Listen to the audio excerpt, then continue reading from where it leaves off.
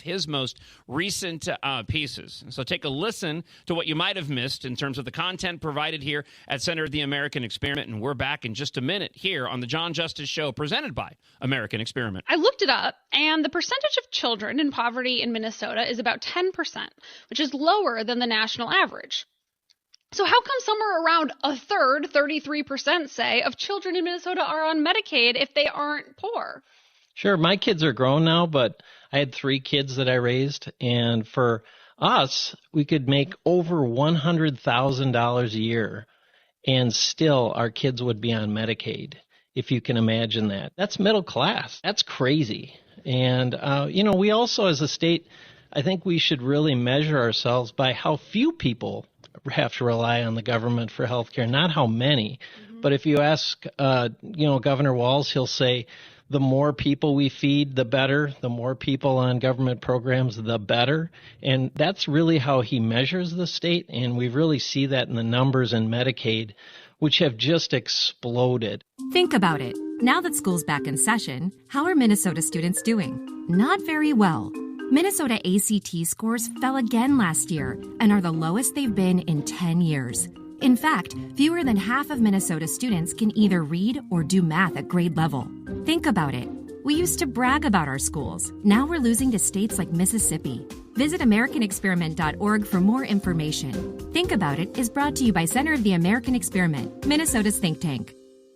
We're doing a really big deep dive on Medicaid right now at the center. We're looking at just how the heck this has gotten so out of control in Minnesota. And just like since 2023, okay, we spent $18 billion on Medicaid in the state, okay? Now we are spending $27 billion in this year, okay? And we are spending that on fewer people on Medicaid. So there was 1.4 million people on Medicaid in 2023. Now there is 1.2. So you have to ask yourself, how in the heck can we be spending that much more money on Medicaid? And we're really looking into that because we think a lot of that money is going to people who are dead, people who live in other states, people who are on more than one program. And you are not surprised because you've seen that on so many different programs in the state of Minnesota. But Medicaid is by far the biggest enchilada when it comes to that. Think about it. Now that school's out for the summer, how are Minnesota students doing? Not very well.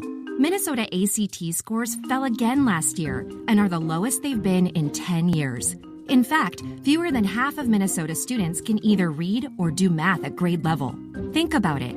We used to brag about our schools. Now we're losing to states like Mississippi. Visit AmericanExperiment.org for more information. Think About It is brought to you by Center of the American Experiment, Minnesota's think tank.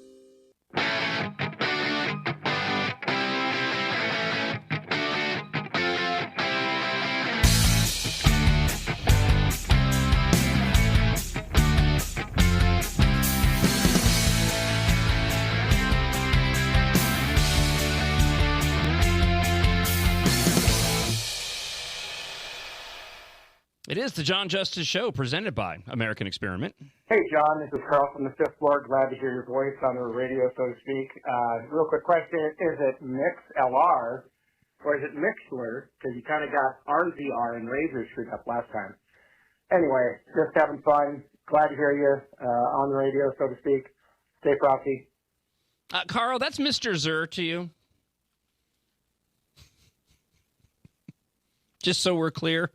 Mr. Zur, almost the name of my car. Welcome into hour 2 of the John Justice Show, presented by American Experiment. Glad you're with the show this morning. If you want to email me, john.justice@americanexperiment.org. You can leave us a comment. We're calling them blasts. Leave us a blast.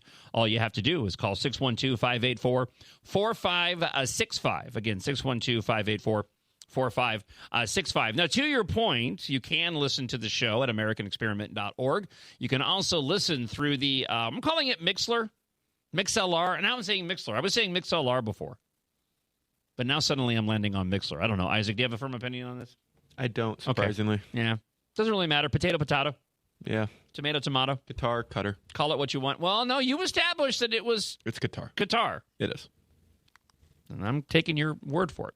So you can listen on the app. That is completely free to download. The podcasts are now available on the MixLR app as well. You can watch and listen to the show live on X at the MN Think Tank page, their profile at MN Think Tank. And, of course, we are streaming the show where you can watch on Facebook and YouTube, both my pages, John J. Owen Justice, and Center of the American Experiment. We wanted to provide as many options for you to listen and watch as possible. If you're interested in advertising on the show, and they are currently lining up, of which I'm really... It's 6 o'clock. It is the John Justice Show. Glad you are with us this morning. You were just listening to the replay of yesterday's show, which is available via the podcast in case you didn't have a chance to catch up.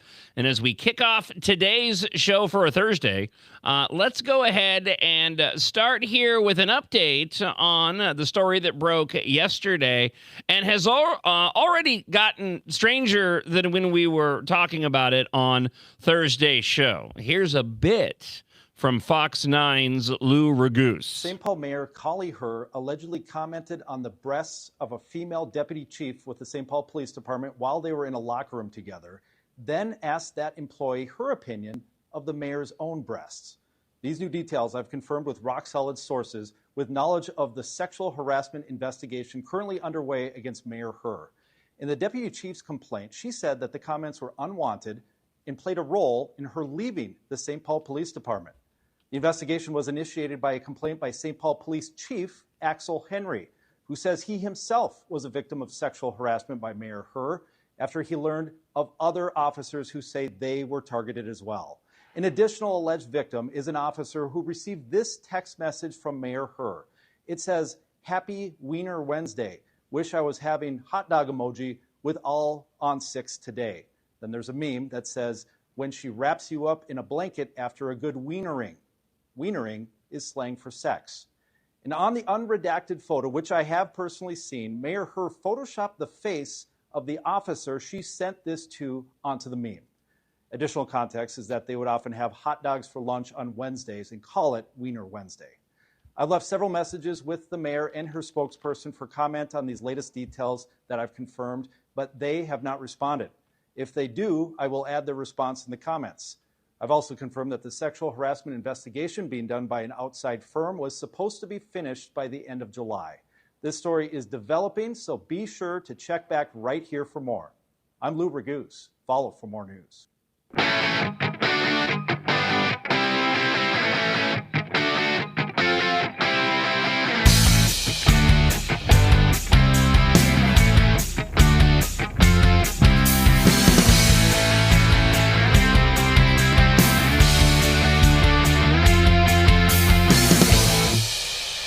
It is Thursday and the John Justice Show presented by American Experiment. I am your host, John Justice. We have with us producer Isaac, and I'm so glad that you have made the choice to join us as we continue our launch week of the John Justice Show here on a Center of the American Experiment. If you want to reach out at any point in the show, you can do so. John.justice at americanexperiment.org. We also have a new comment line that we are calling the Blaster Line. Leave us a blast at 612-584-4565 at any point throughout the show if you want to comment on what we're talking about. John Justice, so great to have easy access to your wisdom. This is Brad and Faribault, and big fans. You tuning in every day. Love all what you're doing, and you look great on video. You can watch the show via the @MN Think Tank X feed, also on YouTube and Facebook on both the Center of the American Experiment feeds and my personal feeds on both YouTube and Facebook as well. Thank you so much, Brad, for the comment. Greatly appreciated. Again, if you want to leave a blast, to 612-584-4565. So we'll, again, get into further details of this later on in the show in the 8 o'clock hour. Senate candidate Adam Schwarzy will be joining me in studio here at the American Experiment Studios right around 7 o'clock this morning. We have a lot to discuss with Adam Schwarzy, including, his choice, the game that we're playing with the candidates when they come on. Choose your own issue to address.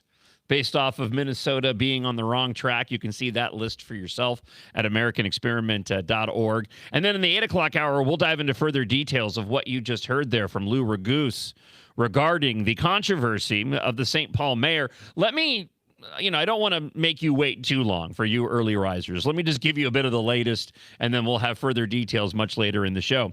Of course, as we were talking about yesterday, and as you just heard, the St. Paul mayor, Kahuli Hur, is under investigation for allegedly making inappropriate and sexual comments toward the city's police chief and staff. The investigation, ongoing since April, centers on the formal complaint filed by the police chief, Axel Henry's lawyer, including a text message allegedly containing a sexual innuendo.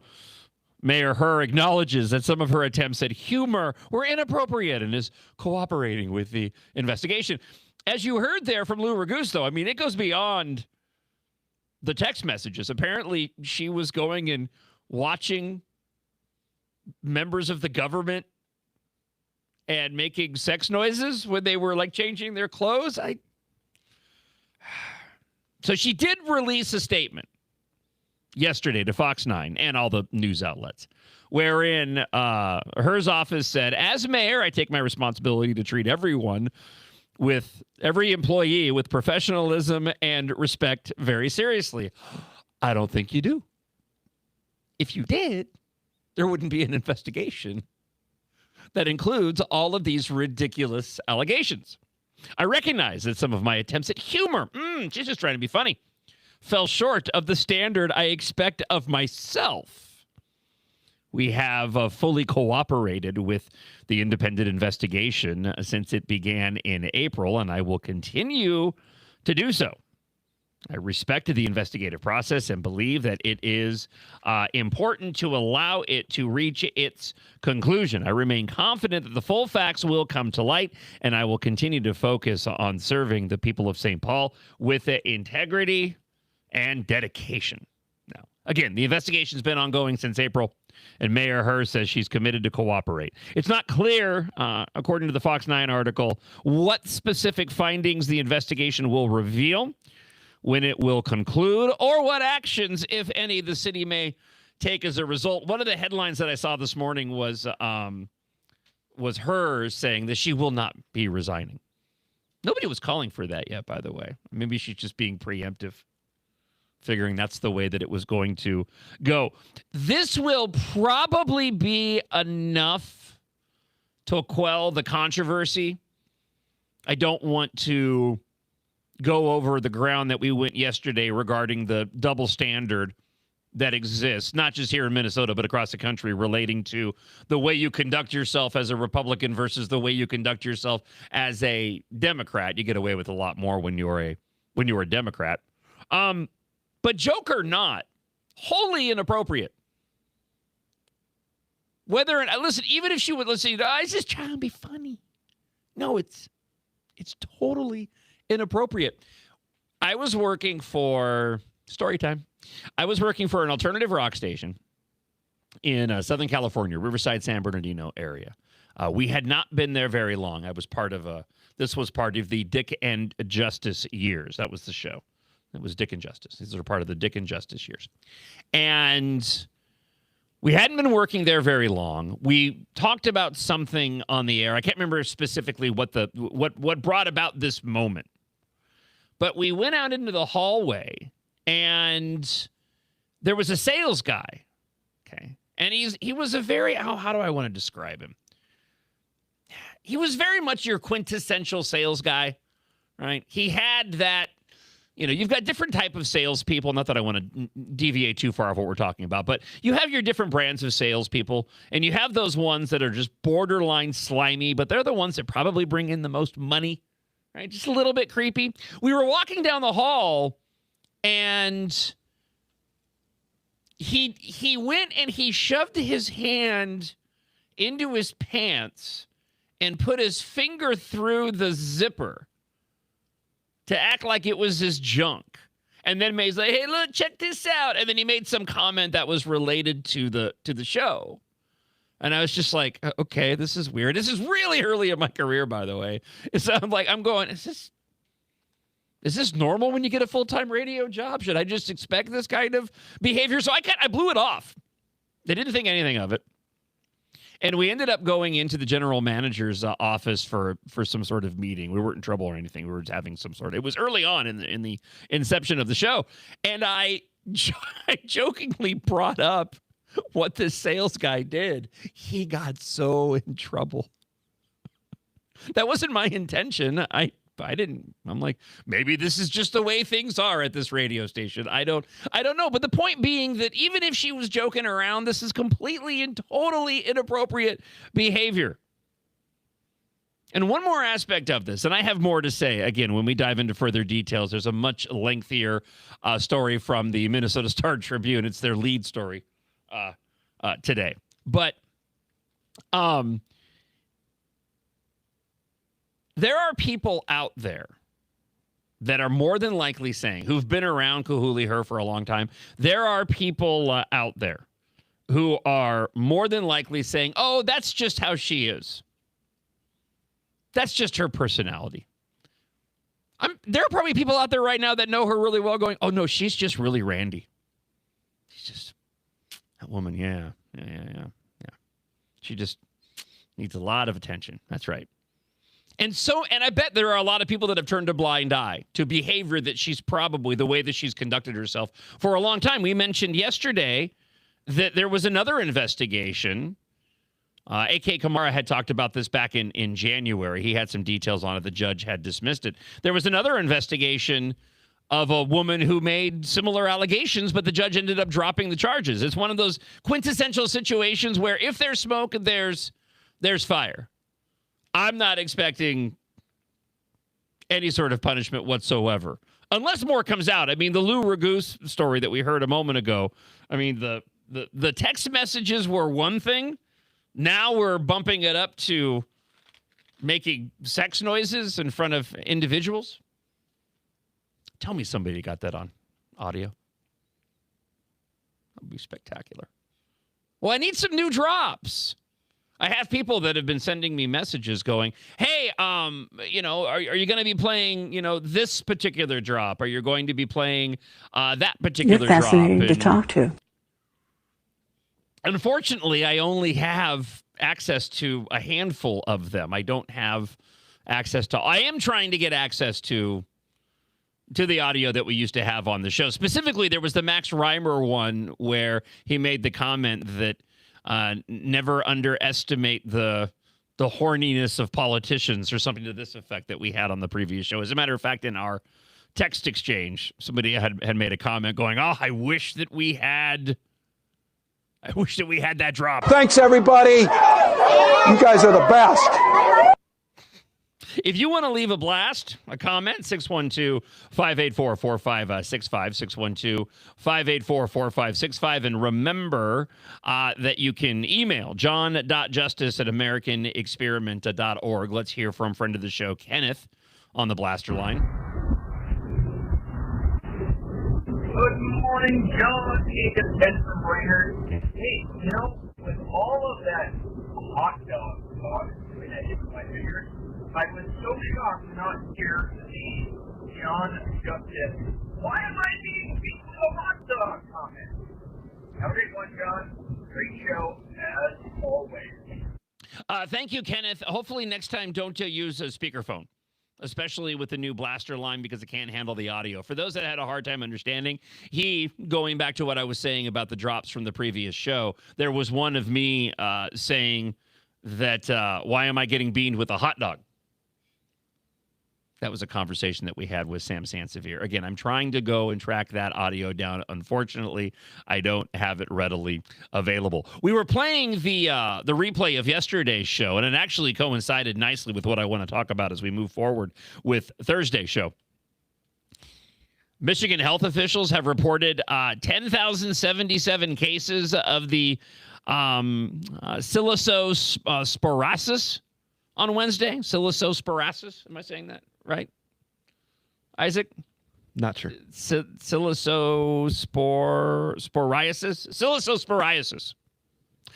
This is the bacteria that's sending people to the bathroom.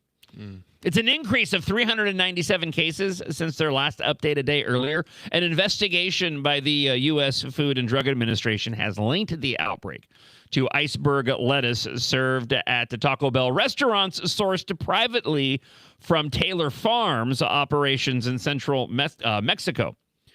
So you got a bad few weeks, not only for Taco Bell, even though it wasn't Taco Bell's fault. It's a bad few weeks for vegetables in general. As if people needed an excuse not to eat their veggies. And certainly a bad couple of weeks for Taylor Farms. I want the story out of Taylor Farms in Mexico because you have to assume that some individuals are partaking in their own product, in which case I imagine that outbreak probably started down there at the operations in central Mexico.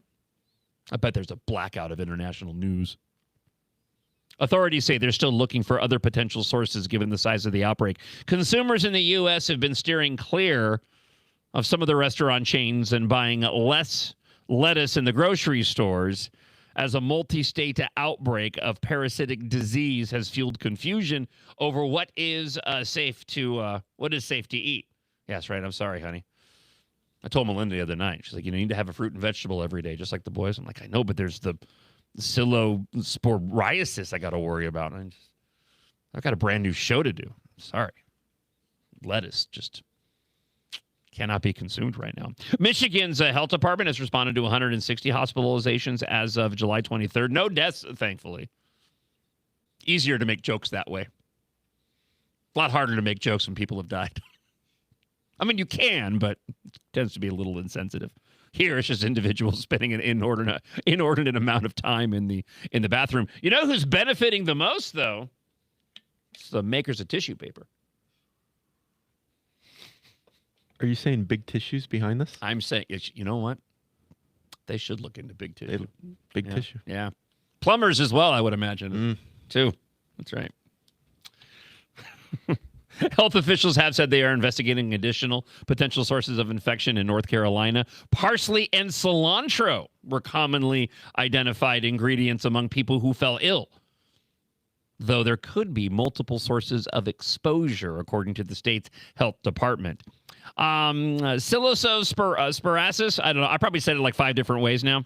It's caused by a parasite and can be contracted by consuming food, typically raw foods, fruits and vegetables, or water contaminated with feces. Ugh. It also doesn't help with this Taco Bell stereotype that there's already memes and jokes relating to what happens when you go to Taco Bell. I love me some Taco Bell, by the way. I haven't had it in quite a long time. And you can tell by given how svelte I've become.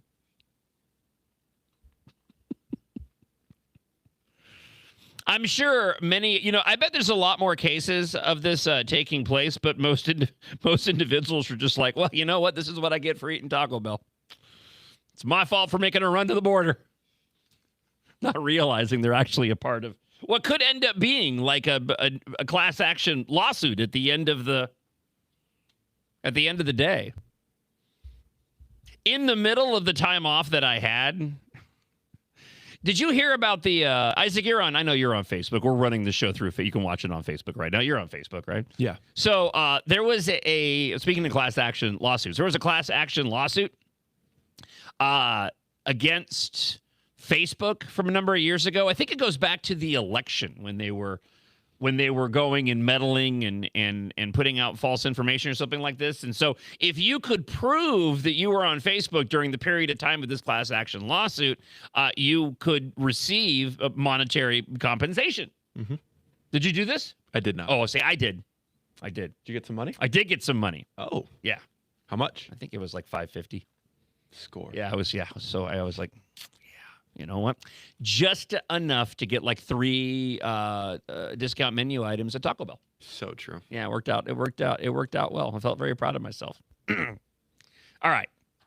President Donald Trump yesterday delivered a scorching earth. Scorching earth. I have a global warming story later on. That was the last story that I prepped for today, so my mind is on all things climate change.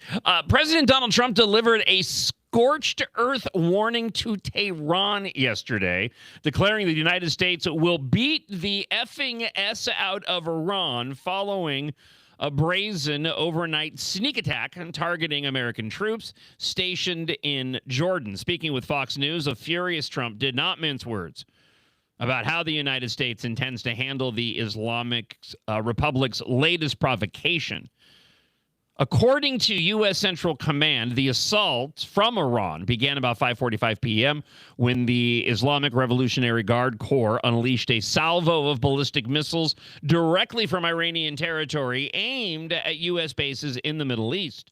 American defense systems locked on, successfully intercepted every single incoming missile in a high-stakes, real-time operation. Trump revealed he reviewed intense footage of the shoot-down, describing U.S. service members frantically calling out coordinates with just minutes to spare to ensure no enemy fire slipped through.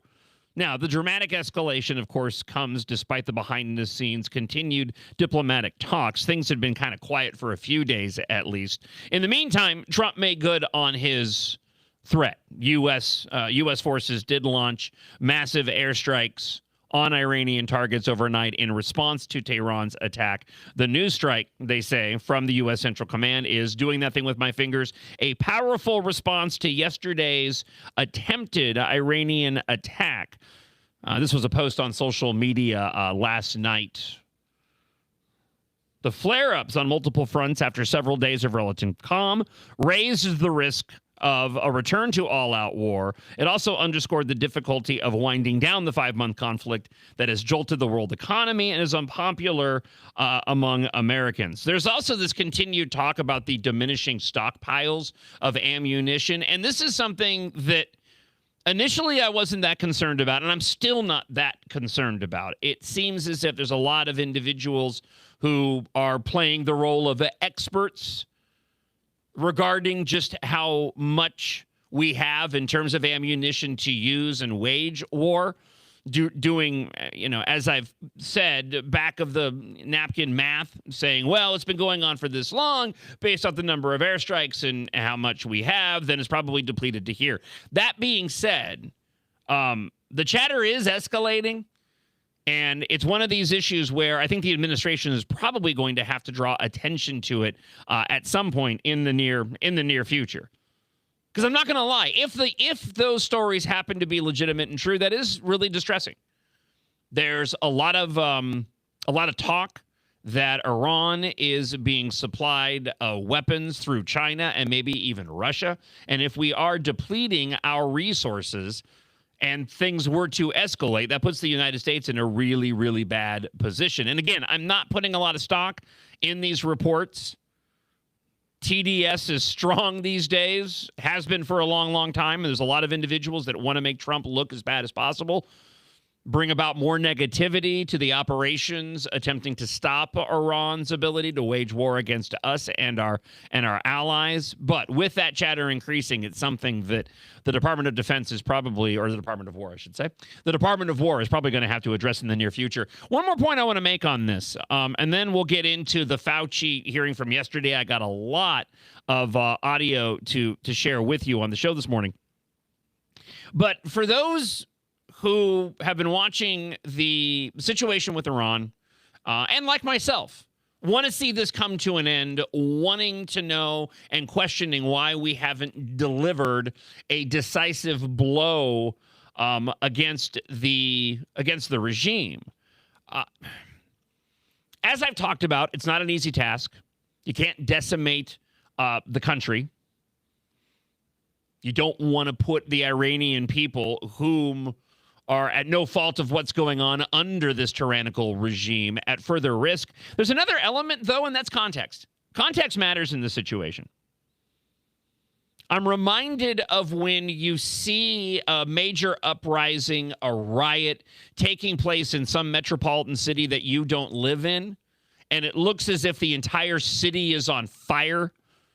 And that rings true when it comes to the riots in 2020 in Minneapolis. If you don't have any geographical perspective on the size of Minneapolis and the area in which these different altercations are taking place, or the ICE operations at the end of last year heading into the beginning of this year, same circumstance when those riots took place in the streets, then your perception is that, oh my gosh, the entire city is under siege.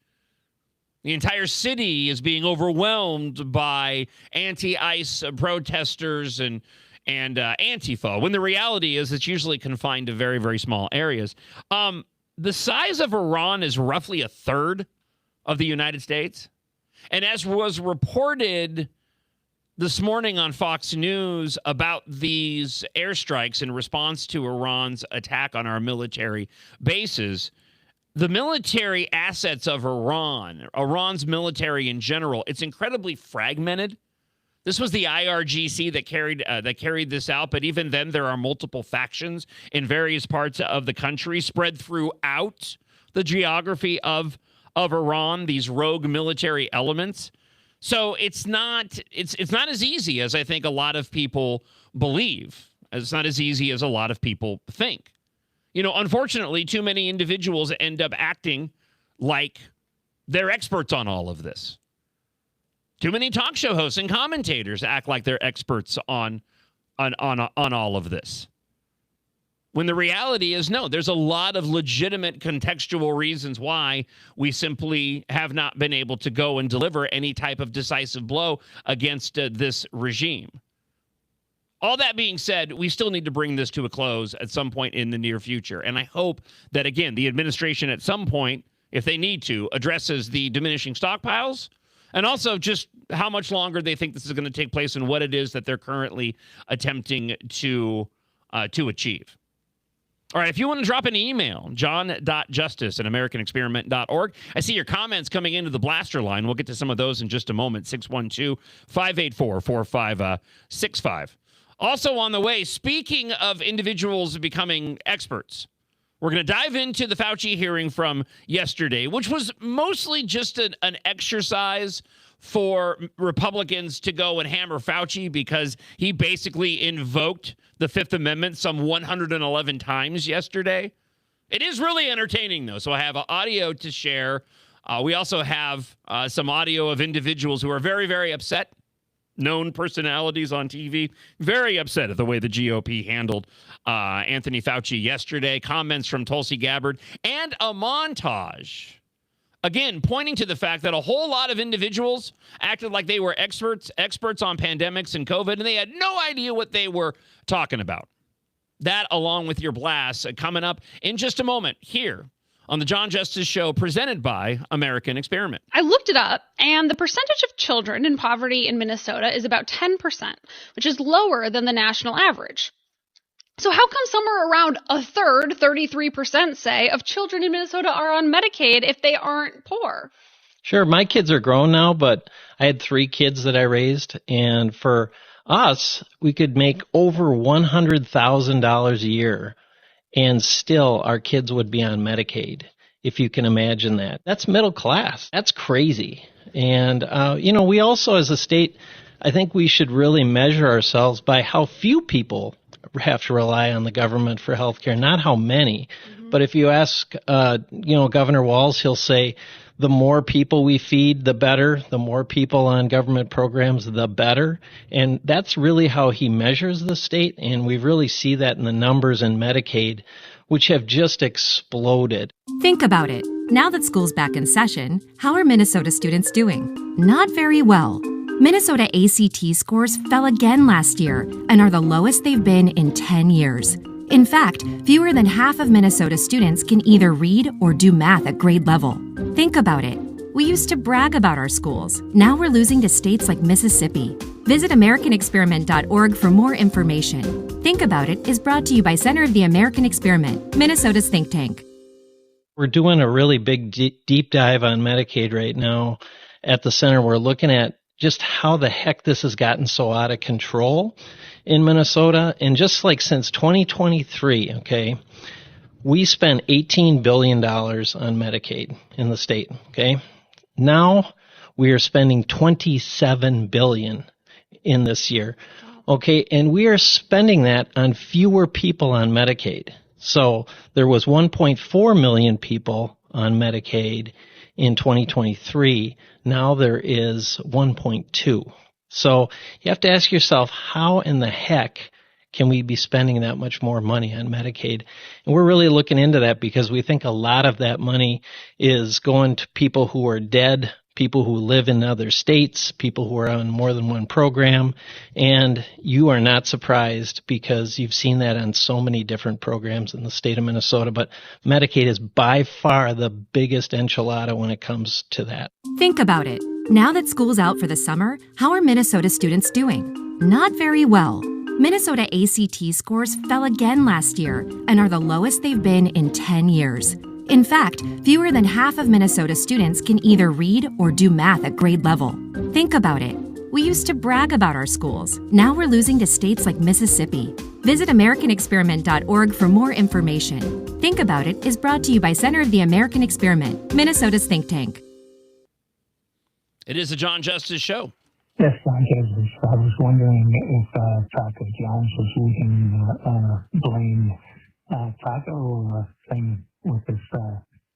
That was really difficult to hear. My apologies. That was friend of the show, Gary, asking if maybe Taco John's was involved in the lettuce cilantro parasite with Taco Bell. There's Isaac's unaware. In my neck of the woods up in Blaine, the great taco wars of Blaine continue. There is a Taco John's and a Taco Bell directly within burrito throwing distance of one another. And so they're divided, like the way the road is split up. There's a roundabout now that's at the end of the block, and I'm wondering how much that has changed the calculation. But I imagine for a lot of people that are looking to get tasty fast food, tasty Mexican-style fast food, it often just depends on what side of the street you're driving on. So that's why people are mentioning the Taco John's. I need a Taco Bell tweet that says they're going to beat the effing S out of Taco John's. That would be fun. Do you have a... Are you a frequenter of any of those establishments? Oh, I'm a frequenter of Taco Bell. Taco Bell, okay. Oh yeah. All right. Oh yeah. I do like me some Taco John's on occasion. Mm-hmm. But defaulting, I'm probably going to Taco Bell. No offense, Taco John's. Yeah, as you should. Hey, listen, they want to come advertise on the show, they can persuade me. Yep. I'm happy to bring in, once I can eat a little bit. Like I said, I'm watching my weight. But that being said, I wouldn't mind me some breakfast Olays from Taco John's. Yes.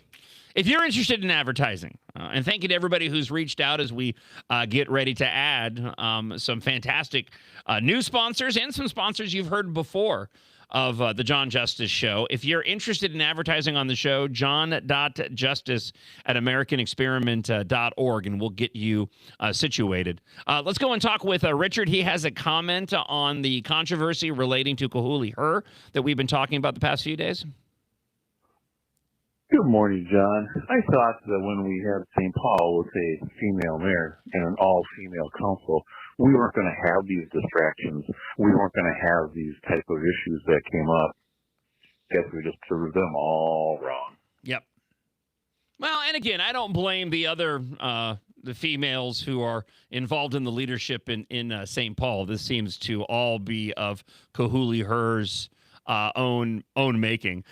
I just, to use the phrase, I find the whole thing really fascinating. You're fascinating to talk to. Typically, when people act this way, when they feel it's okay to act this way, joking or not, it's because they've gotten really comfortable doing it. Lonely Highway Theory. All right, friend of the show, Pat, wants to talk about the potential depleting of our stockpile of military assets and weaponry on the blaster line this morning. Hey, John, Pat, friend of the show. I wonder how much of this stockpile being depleted information is intentional disinformation put out by us. That's a common tactic where you put out disinformation. They did it big time during World War II. Why wouldn't they keep the disinformation campaign going on to throw the enemies off? I will talk to you later. Bye. Pat, that's a really good point that I hadn't thought of. It speaks to my reluctance to buy into the narratives that are being put forward right now, especially given just how far people will go when, having to deal with Trump derangement syndrome. However, you make a really excellent point. It would be absolutely strategically advantageous for the United States to allow this information, or maybe it's a combination of the two. Maybe you have a circumstance wherein you do have those that want to try to make this administration look bad, question what we're doing militarily in Iran, and we're just basically capitalizing on it, knowing that it's not the truth, and allowing that to spread in order to take strategic advantage in our efforts to go and thwart Iran's ability to go and wage war against their perceived enemies. That's a really, really good point, Pat, and it's fantastic to hear from you. Let's hear from Alex in the Blaster line. John, good morning. If you haven't already, watch the TMZ speech by their main guy. I don't commit his name to memory because he doesn't matter. But he talks about the Fauci testimony. It's actually quite entertaining. Well, I'm so glad that you brought that up, because I actually have the clip as we move into the Fauci hearing. So first off, let me give you some details of what transpired yesterday. Listen, this is an effort in futility. Nothing is really being accomplished here when it comes to these hearings. I've long been a critic of these types of committee hearings.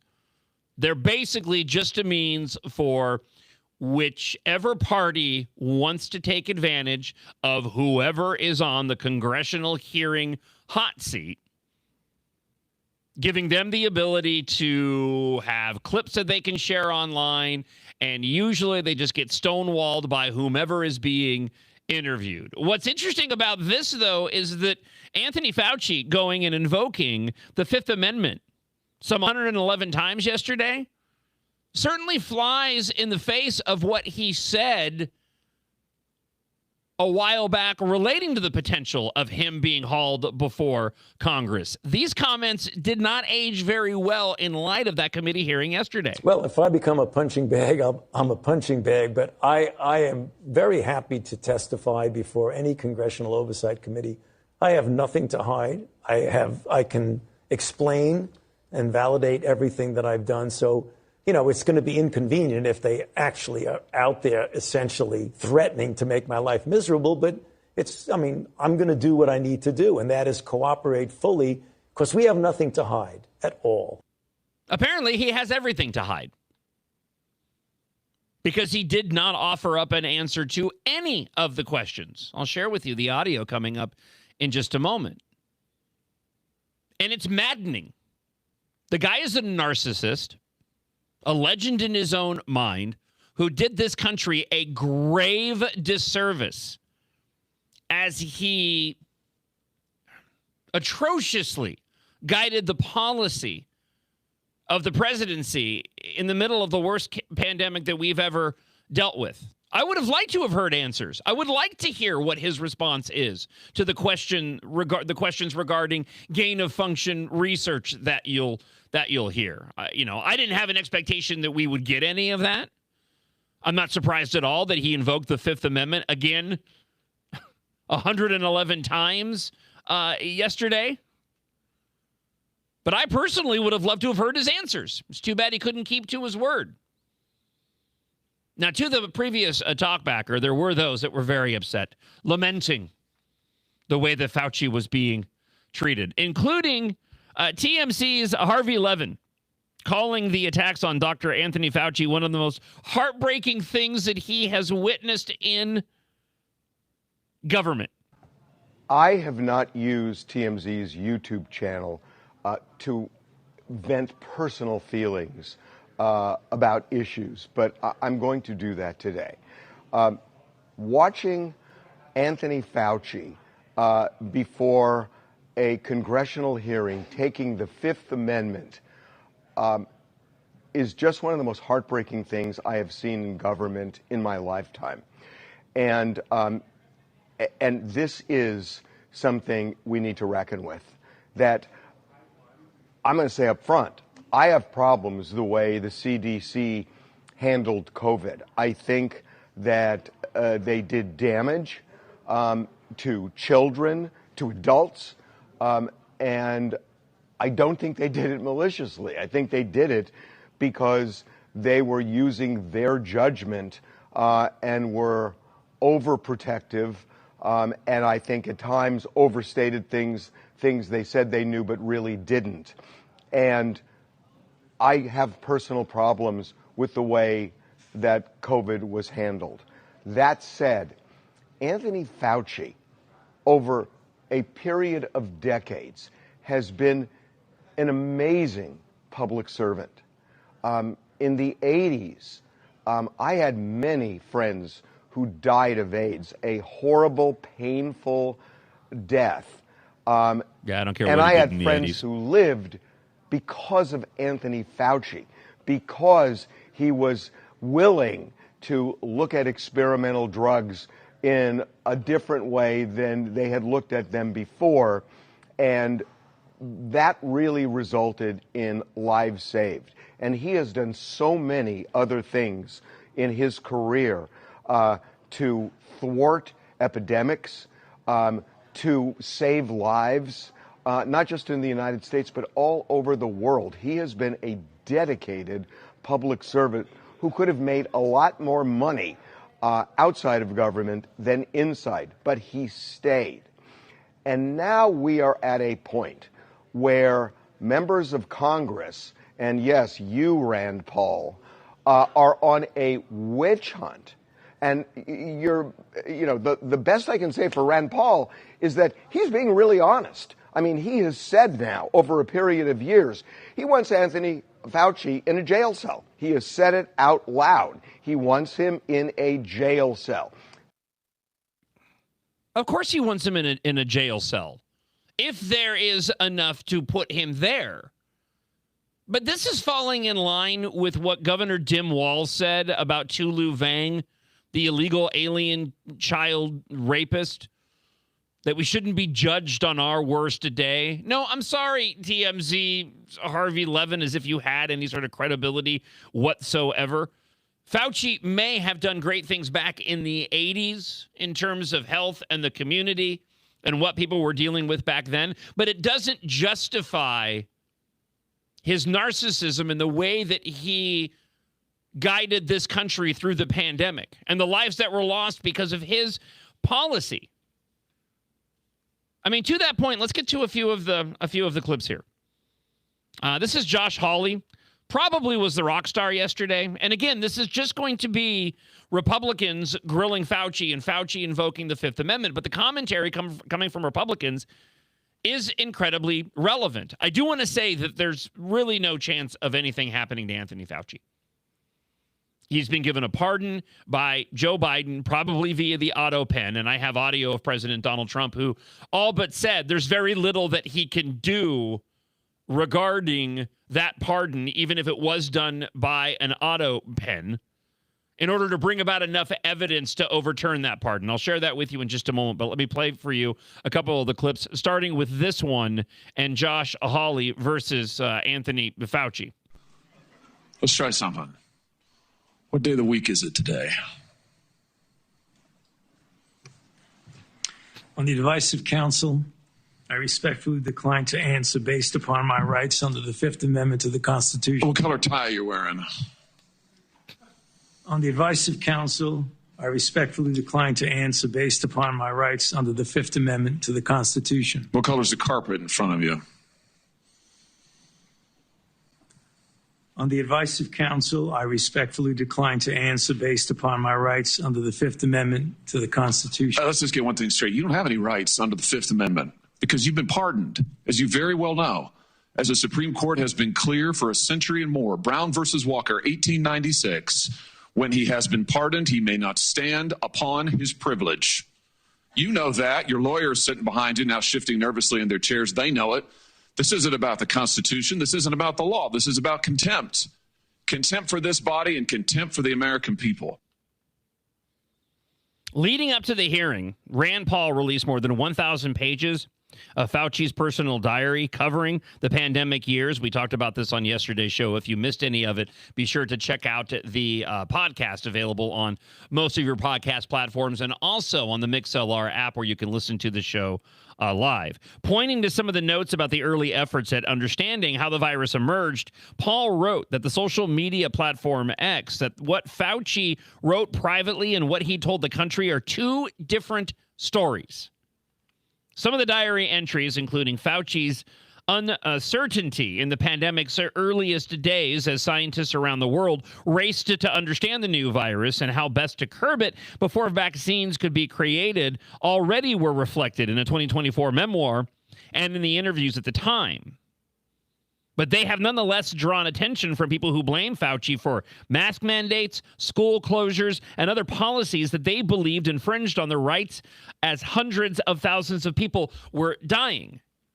And this is the concern here and why it's very difficult to land on a place to actually go and prosecute Anthony Fauci, even though I believe that he is guilty in upending this country for generations.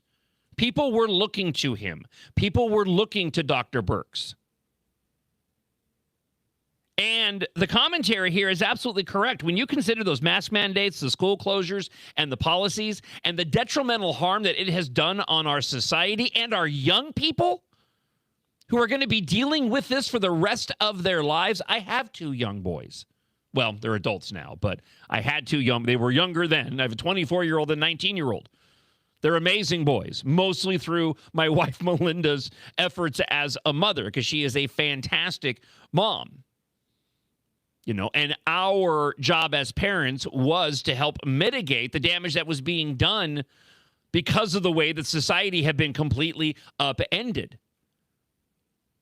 But right now, we're dealing with the crisis in this country that's starting to emerge, and people are talking about it more, about how those younger generations that lived through COVID, they have not been able to develop the social skills to just talk to one another, to just have a normal conversation. To the point where when adults go and talk with teenagers, individuals, you know, who are, you know, in their early 20s, and they're actually able to carry on a dialogue, it really sticks out. They're like, wow, that boy, he really knows how to communicate. He's really good at that. We never talked like that when we were younger. You would talk about people being nice, but in terms of communication skills, it was something that everybody had. You know, smartphones played a lot into this, but make no mistake, this closing of our schools, the isolation that was done for the entirety of that year or more, separating people out and driving them to their dopamine rewarding black screens, has done an immense amount of harm to the younger generations in our society. And it's mostly because of what Anthony Fauci put forward in terms of what the policy should be in attempting to go and deal with this pandemic. Ahead of the hearing, President Donald Trump wrote on social media that he stopped relying on Fauci over the course of the pandemic because he felt Fauci made bad decisions about masks, shutdowns, and other issues. Now, with regard to what Trump said and the possibility of holding Anthony Fauci accountable. Well, the only thing you can really think about is the AutoPen, because the most powerful thing a president has, they say, is the power of pardon. So he was pardoned by Biden, and I respect that. I know how powerful it is. It's a very powerful. They say it's literally the most powerful thing a president has. Now, whether or not I sign my things directly, almost everything I sign directly. You're witness to many of them. He signed very few. The only thing I know that he signed was Hunter Biden's pardon, but I'm not sure that he signed. He probably didn't sign this one. So I can't tell you what the law is. I've heard that you have to have a lot of proof. You need to have letters. You need to have all sorts of things that the person operating the AutoPen has to know exactly what it's all about. He didn't know what it was about because I saw him testify. So maybe there's something on the AutoPen. Other than that, the power of pardon is very powerful. Let's go back to the blaster line. Good morning, John. Part of these Harvey's comments about Fauci is the fact that he's caused, their experimental stuff has caused a lot of these viruses and illnesses, and that's going all the way back to the 1980s as well as the AIDS situation. He's part of the reason it occurred. Thank you for the comment. If you want to leave a blast, you can do so by simply calling 612-584-4565. That's 612-584-4565. You can also drop me an email, john.justice@americanexperiment.org. Hey, good morning, John. This is friend of the show, Deborah from Fridley. Regarding Fauci It's not going to go well for him if he tries to plead the fifth when he meets God. We might not get our justice here, but one day justice will be served. Make it a great day, and as always, it is a great show. Thank you very much. Listen, you're absolutely right about that. But even before that happens, Fauci's career, and maybe it was coming to an end anyways, his career, it's over. Right? He now has basically half the country that's never going to trust him again. Rightfully so. Listen, you know that this hearing was important when John Fetterman, of all people, wears a suit.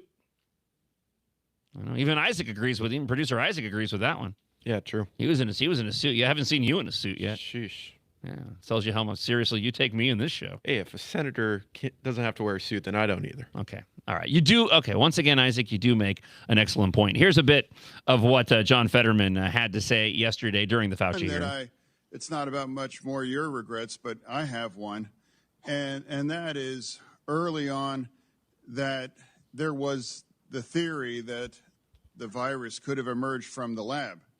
And early on that became like a right-wing kinds of theory. And I thought it seemed to make sense. Now, there was a really advanced lab that was close by, and then you have this unknown virus out. So, but that became a very partisan thing. And now it seems now it's more and more emerging theory that would have come from the lab. Now, I think that the next time our nation's facing something like this, we are not become, as I might have been, blinded by the partisan idea. And Fetterman's right. He needs to just go ahead and become a Republican already. I mean, at this point in time, you're not going to gain any sort of credibility with the Democrat Party when you take a moderate stance anymore. You need to go the route of Tulsi Gabbard. I have some audio of Tulsi Gabbard to play here in just a moment as well. Let me get to another clip from the hearing yesterday. Senator Bernie Moreno, again, taking the opportunity, knowing that they're not going to get any answer from Anthony Fauci as he continued to go and invoke the Fifth Amendment, despite the fact that he did say in the past that he was more than willing to answer questions. Here's a bit of that exchange with Senator Bernie Moreno. It was about 6 years ago today that I decided I'm going to give up my businesses, sell them all, run for office, run for the United States Senate. Here I am sitting in front of you 6 years later saying, who the fuck do you think you were for doing that? It is a total disgrace what you did to this country.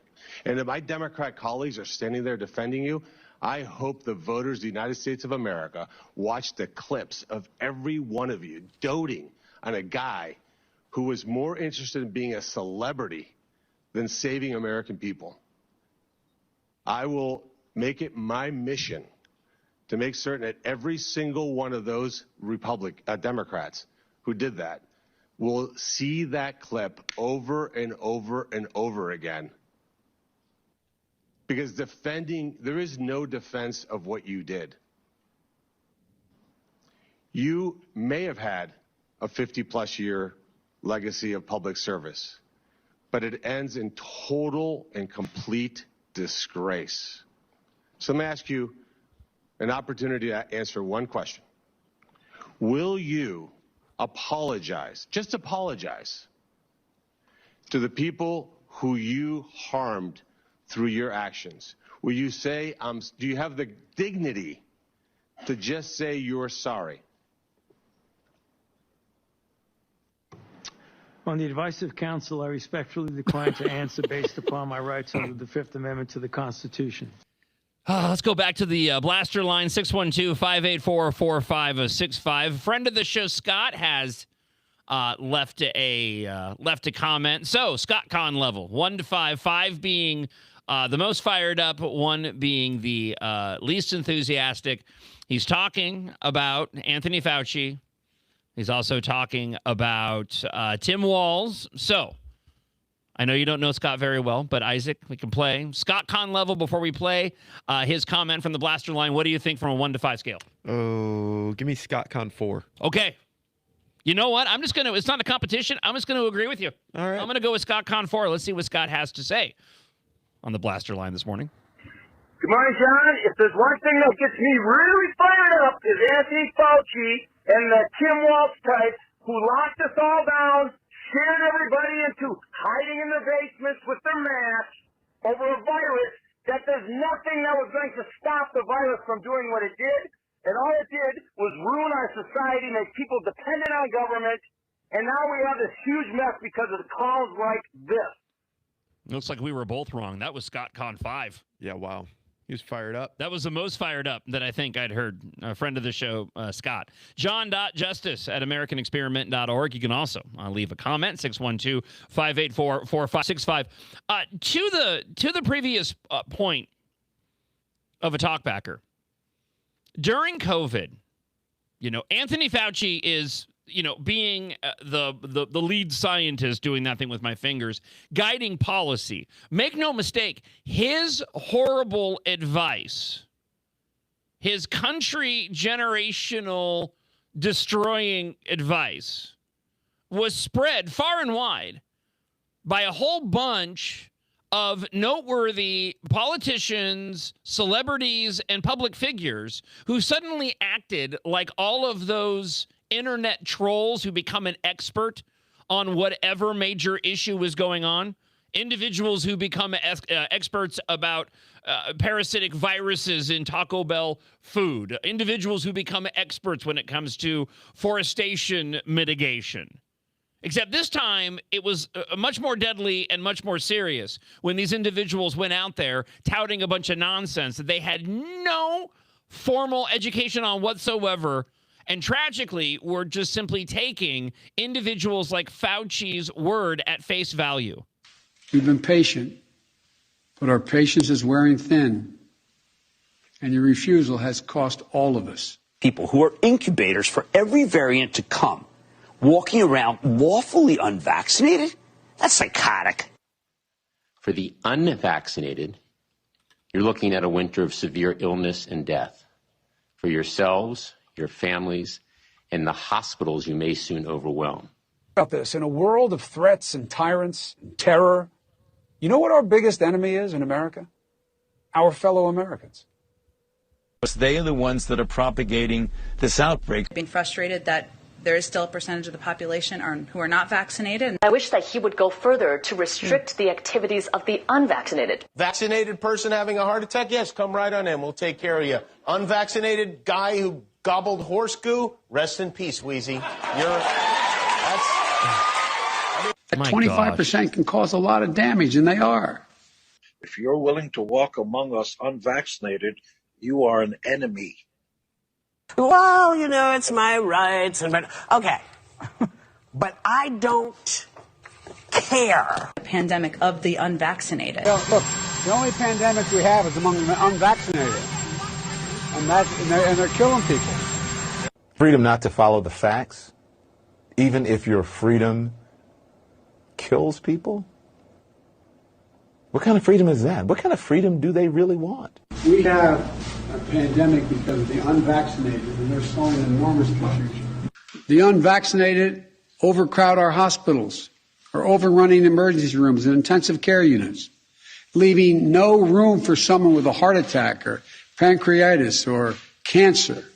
Shouldn't they have to pay more into the system because they are collapsing our health system? They're the ones in the ERs. Require vaccination universally. Have the military run it. If you don't want to get vaccinated, you better be ready to prove your conscientious objector status in court. Almost like it's going to be two Americas. Morning, John Gonzo. I agree with you 100%. I would love to see all of those heads and celebrities, all of those people that were praising Fauci. I'd love to get them all together in a room and ask them, are you people sorry? Are you people at all ashamed for what you did? I doubt it, but I'd love to see them call them. Let's go back to a few more comments from the Blaster line, 612-584-4565, if you want to leave us a blast. And let's go here on the John Justice Show, presented by American Experiment. Hey, John, yes, Fauci's career is over, but he's got a few extra $1 million in his pocket for it.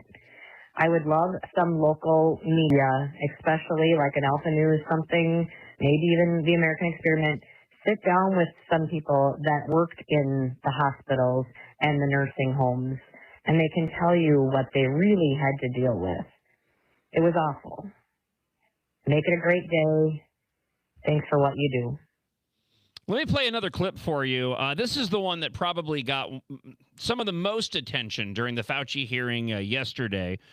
Josh Hawley finally snapping in the middle of Fauci with his continued pleading of the fifth, talking about how he used his fame for profit, speaking to the friend of the show's comment of just how much money Anthony Fauci made in the middle of all of this. You did all kinds of terrible things. It's because during the pandemic you got rich, didn't you?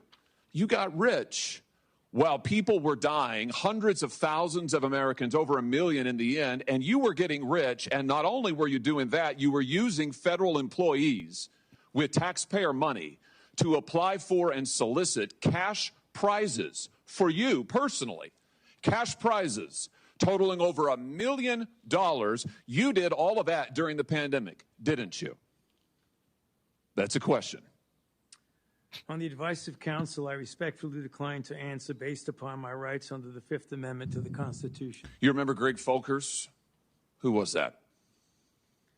On the advice of counsel, I respectfully decline to answer based upon my rights under the Fifth Amendment to the Constitution. Your chief of staff is the answer. Do you remember Patricia Conrad? Who was that?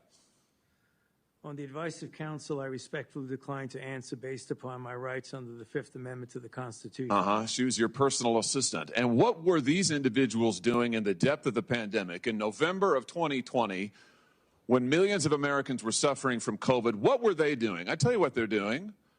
Folkers was on your behalf soliciting and gathering information for a cash award. Let's look at it. We've got his email right here, right over my shoulder. Folkers says, I'm working on this nomination for the Dan David Award for Fauci. We need to beef up the COVID part. Do you have language in the can that you could share that delineates how we responded in new ways to COVID? He sends this to multiple federal employees. What was the Dan David Award? Do you remember, Doc? On the advice of counsel, I respectfully decline to answer based upon my rights under the Fifth Amendment to the Constitution. It was a $900,000 cash award. He had to break a record for the number of times he invoked the fifth, right? Cash it's got to be a record. Award. And he got it because he used federal employees to get it. And this wasn't the only award, was it, Dr. Fauci? In fact, you applied for and received at least 8 other federal cash prizes on federal time using federal employees and federal resources. Here they are over my shoulder. Besides the Dan David Award, you've got the Partnership for Public Service, you've got the Adelson Prize, you've got the Smithsonian Award, you've got the National Academy of Medicine's Award, you've got the CDC Foundation. In fact, you turned your staff into a full-time application machine. You actually wrote to people and said, do you think maybe I'd qualify? And you got cash for all of this. And it wasn't just 1 or 2 employees, was it? In fact, you used 8 separate federal employees on federal time using federal resources to solicit cash awards. Isn't that true? On the advice of counsel, I respectfully decline to answer based upon my rights under the Fifth Amendment to the Constitution. The one good thing out of this, if I ever did have to do a hearing, I've got the Fifth Amendment memorized now. Federal employees so that you could go and get cash money. And the most hilarious part is that you weren't content to even dragoon them into applying for all of these cash awards. You then had them go out to the ethics agencies and ethics watchdogs and demand that you be able to get the money. That's right. We've got it in your emails. Your staff and employees on federal time, using federal resources, being paid with federal dollars, are soliciting cash for you. And then they're turning around and saying to the agency, we don't want just an answer. We want to get to yes, because Fauci wants the money. He wants it. We want to get to yes, and yes takes time. This is your chief of staff again, using federal email to pressure the agency's own ethics people so that you could get money. So that you could get rich. And it violated the law. Didn't it, Dr. Fauci? Didn't it? I bet he pleads the Fifth. It violated the law, didn't it? It is a question. You can answer. Go ahead. On the advice of There it is. You know what? I'm always critical of these committee hearings. Okay. Because you don't really accomplish a lot. And the individuals that are usually attempting to be held accountable, there's very little accountability. These hearings would be a lot more effective if we weren't so fragmented in terms of how we go and receive all the information, because the clips go out there and the algorithms feed it to the individuals that are already watching all of this. I was just thinking, and it's never going to be the case, and it probably isn't even worth me bringing up, but in a time pre-internet and social media, you had opportunities for a vast majority of Americans to actually hear this commentary. So even if you have a situation like Anthony Fauci invoking the Fifth Amendment 111 times, at least a majority of the American public and those paying attention are seeing the totality of what is being questioned of him and the facts that are coming out. Unfortunately, so much of this, it gets chopped up, it gets disseminated online, but it ends up, again, just going to the algorithms of people that are already watching all of this, because there's really relevant information in what these members of Congress are attempting to go and do in holding Fauci accountable. We're going to switch gears here in just a moment, but I do want to go to one more blast on this topic here on the John Justice Mike, Show. I'm up in Ely now. I will say that yes, Anthony Fauci, and I won't put the term doctor behind his name, is one of the most evil human beings in history. But he was simply the conduit and following orders from somebody much higher and much more hidden, and did what they told him to do. And he also enjoyed doing it.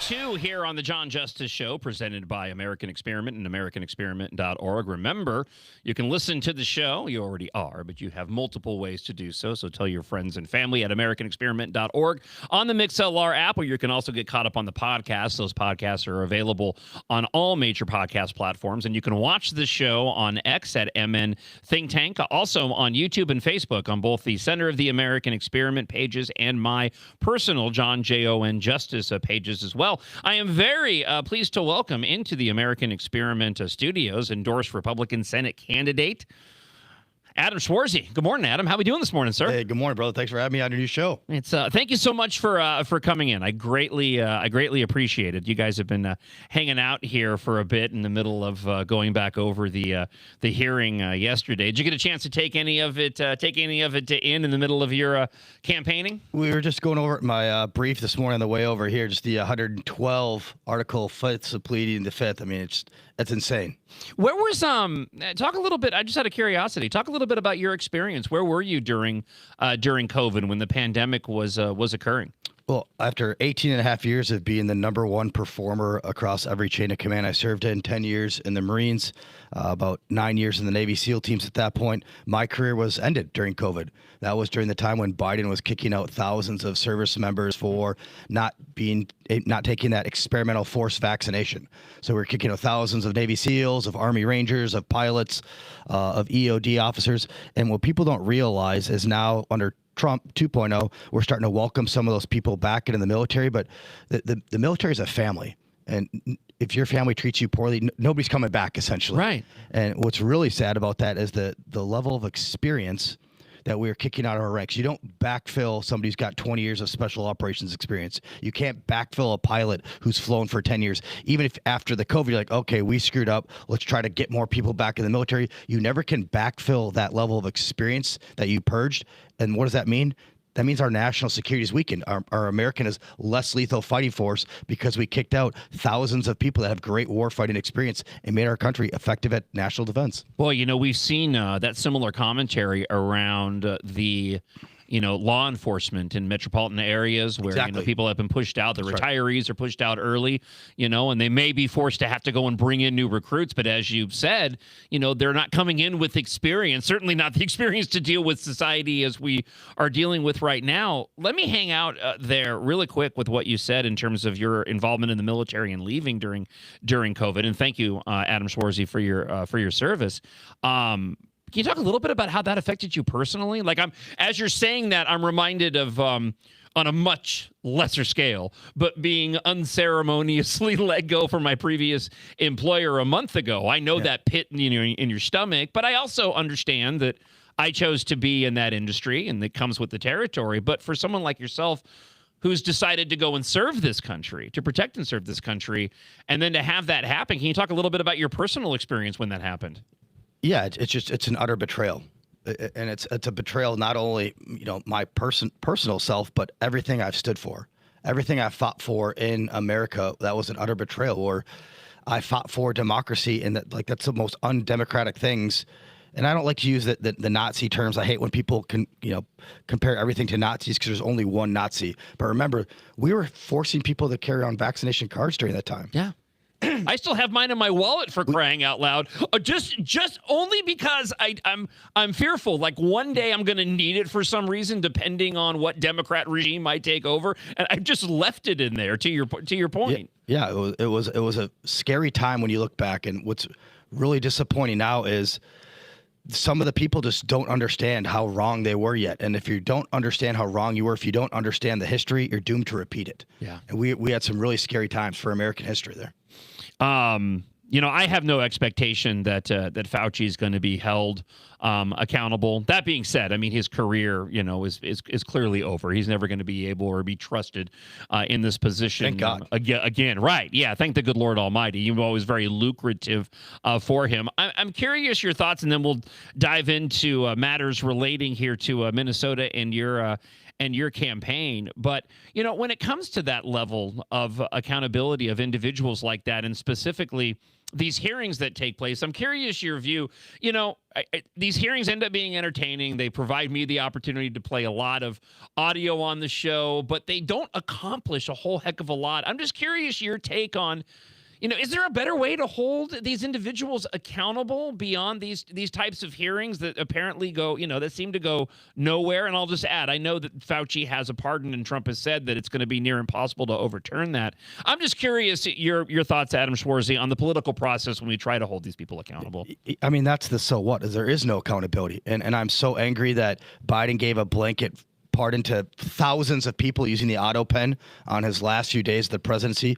But as somebody who's traveled the state, I've been campaigning longer now than anybody who's running for statewide office this cycle. As I traverse the state, people are pissed off, and they don't see accountability. And frankly, I don't see it either. The American people and hardworking Midwesterners, Minnesotans are sick of the rules for thee, but not for me. For this DC establishment on both sides of the aisle, frankly, that are beyond reproach, are never actually held accountable. And I'm with them. I think this is it's a cute little song and dance to get some viral videos, but nobody is arrested. Nobody's put behind bars in the Walz administration in Minnesota right now. Nobody's been fired from the Walz administration for what happened from all the fraud until now. Nobody's been in prison yet. And when I get to the United States Senate, I'm limited in the powers with the power of the subpoena. But I'm not going to let this rest as a cool little fringe Instagram clip or social media clip. I'm going to make sure that people are arrested for these transgressions. Talking with Republican Senate candidate Adam Schwarzy here on the John Justice Show, presented by American Experiment. I'm glad that we have a justice system set up the way that it is, wherein it is relatively difficult. You have to have the evidence to hold somebody accountable, right? And that's important because you don't want any party in power to abuse the justice system, even though it has been, and go and punish individuals who may not have the evidence necessary for them to receive that punishment. But unfortunately, Adam, and I think you're speaking to this, but from my view, it seems as if we end up going so far and actually going and presenting the evidence and getting it right there where we can go and prosecute somebody. But when it comes to people in D.C., they hit a wall and it just stops. Like it's like you seem By like design. all the evidence is there. We can get them, and then suddenly the powers that be, decide, nope, we can't do that. And the same thing happens, and I'll stop with my little filibuster here. But the same thing that happens when we're going to talk about the SAVE Act, and the same thing happens with the SAVE Act, though. It's like we're right there. We're right there. And what do we end up with? A couple of squishy Republicans who, for whatever personal reasons or vendetta against Trump, decide that they don't want to go and take the final step to get the thing passed. And the same thing, in my view, occurs within our justice system in D.C. as well. I think there's two things. There's one, I think that the American people are finally getting wise that they have all these great little snippets on the socials, but then they're all having drinks together afterwards. They're all playing cigars, having cigars. It's all for show to keep the American people occupied, and people are sick of it. They're starting to see through it because, again, nobody's been arrested, even in Minnesota. They know that everybody just goes and has their cocktails, and this is all just a circus for the American people. But Fauci got rich, hasn't been accountable. All these people, the Walz administration, right now, they're still doing all the same things that they did when they defrauded Minnesotan taxpayers of $9 to $19 billion, and nobody's yet been held accountable. Yeah. Except for some of the federal investigations. Yeah. With the SAVE Act, it's truly, this is near and dear to my heart, as I'm sure we'll probably talk about my own personal election integrity. We're going to get into it. But this is truly just weak leadership. I mean, and when people ask me, why am I running for U.S. Senate? Why would you want to run for Senate? It's gross. Politics is disgusting. It's corrupted. Because we don't have people that actually have qualifications right now to run and have a backbone to do the work needed when they get to U.S. Senate. And I certainly have qualifications to lead on a bunch of different committees, unlike my primary opponents. And I'm going to actually do the work. I'm going to fight to do the work. And the Save America Act is the number one most important piece of legislature, not for President Trump, not for Republicans, but for the American people. As you said, 87% of America wants this to get done, but they're taking it to the line and then stopping. It's because they're weak. We have questions that have been rolling in to the Blaster line, 612-584-4565 for our guest. Again, Republican Senate candidate Adam Schwarzy, also a former member of the military here on the Blaster line, has a question for you, Adam. Good morning, Bob from Lake Elmo. Question for Adam. Hey, I'm a fellow retired Navy submariner, intel officer. Thanks for your service. Question for you. Where are you at on DOGE? And if you're a senator, are you going to pick up on the DOGE effort and keep going and bring some of this federal spending down, specifically the federal waste? It's pretty interesting when you look at some of the unintended consequences of DOGE shutting down, like USAID, and suddenly now certain things aren't taking place like they used to. Like we have a lot fewer riots taking place after that. But what are your thoughts on DOGE? Should it be brought back? Is that something you would focus on as senator here from Minnesota? Yeah, first off, thanks for the call in, my fellow underwater warrior there, brother. My last 7 years, I was a naval special warfare undersea, so a lot of time playing with you guys in the deep sea boats, but God bless you. Yes, DOGE, we saved, I think, at the end of DOGE, which was not effective as it needed to be because of the pushback from Congress and the U.S. Senate. It could have been orders of magnitude in its effectiveness. It's still, I think it was $1,300 to every single taxpayer in the entire country. Who in their daggone right mind would not want $1,300 in their wallet right now? Right. So DOGE is a great thing. We could have some discussions about the process of which DOGE did its work. But when you have $39 trillion of deficit spending, $1.8 trillion every single year tacked onto that, you need to take aggressive cuts. So I was 100% supportive behind the spirit of what he was doing. And I think we need to continue to do that within the federal government. There's not any department of the federal government, including the military, by the way, that can't look to have cuts or make efficiencies. And a great example of that is, I think, the VA. The VA has increased its efficiency output within the first 100 days of Secretary Collins. They saw over 100,000 additional patients than what the Biden were seeing. So the service members were getting more treatment, and they were still saving dollars. And the best way I think that DOGE could really do more damage is fraud. Again, Minnesotans, we have $9 to $19 billion of fraud within our state. It's trillions of dollars on the federal side. We should be utilizing AI. We should be utilizing nonpartisan commissions, because I don't give a crap if it's Republicans or Democrats who get the credit, but Doge was utilizing AI to lean into the fraud, and that's something that across the board we should want to stop. Is fraud, and it's trillions of dollars in total. So yes, Doge. Bottom line, Doge is a good thing. Coordinating with, I know we were coordinated to have you on the show today, Adam. I know you're really busy out on the campaign trail. As we dive into, I know you had a press conference yesterday.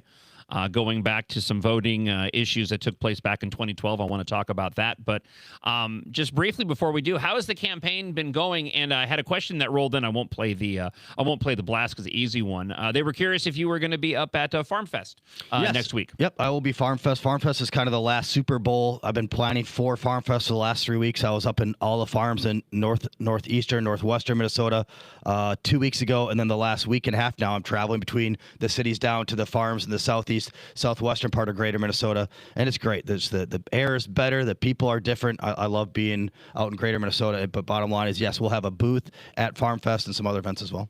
How has the campaign been going? And the question that I love to ask candidates, I'm sure fraud, and election integrity has been a part of it. But what are you hearing when you talk with a potential voter? What's top of their mind right now as you're talking with potential voters? Almost verbatim what we had started off the show with is people are angry in Minnesota about the fraud and how there's been no actual accountability. And that's going to be the midterm election in Minnesota. Is we need to hold these people accountable, and I'm not going to rest until people are actually in jail. I don't give a crap about these cool sound bites that play good on radio and news and things. Like, we need to actually arrest people.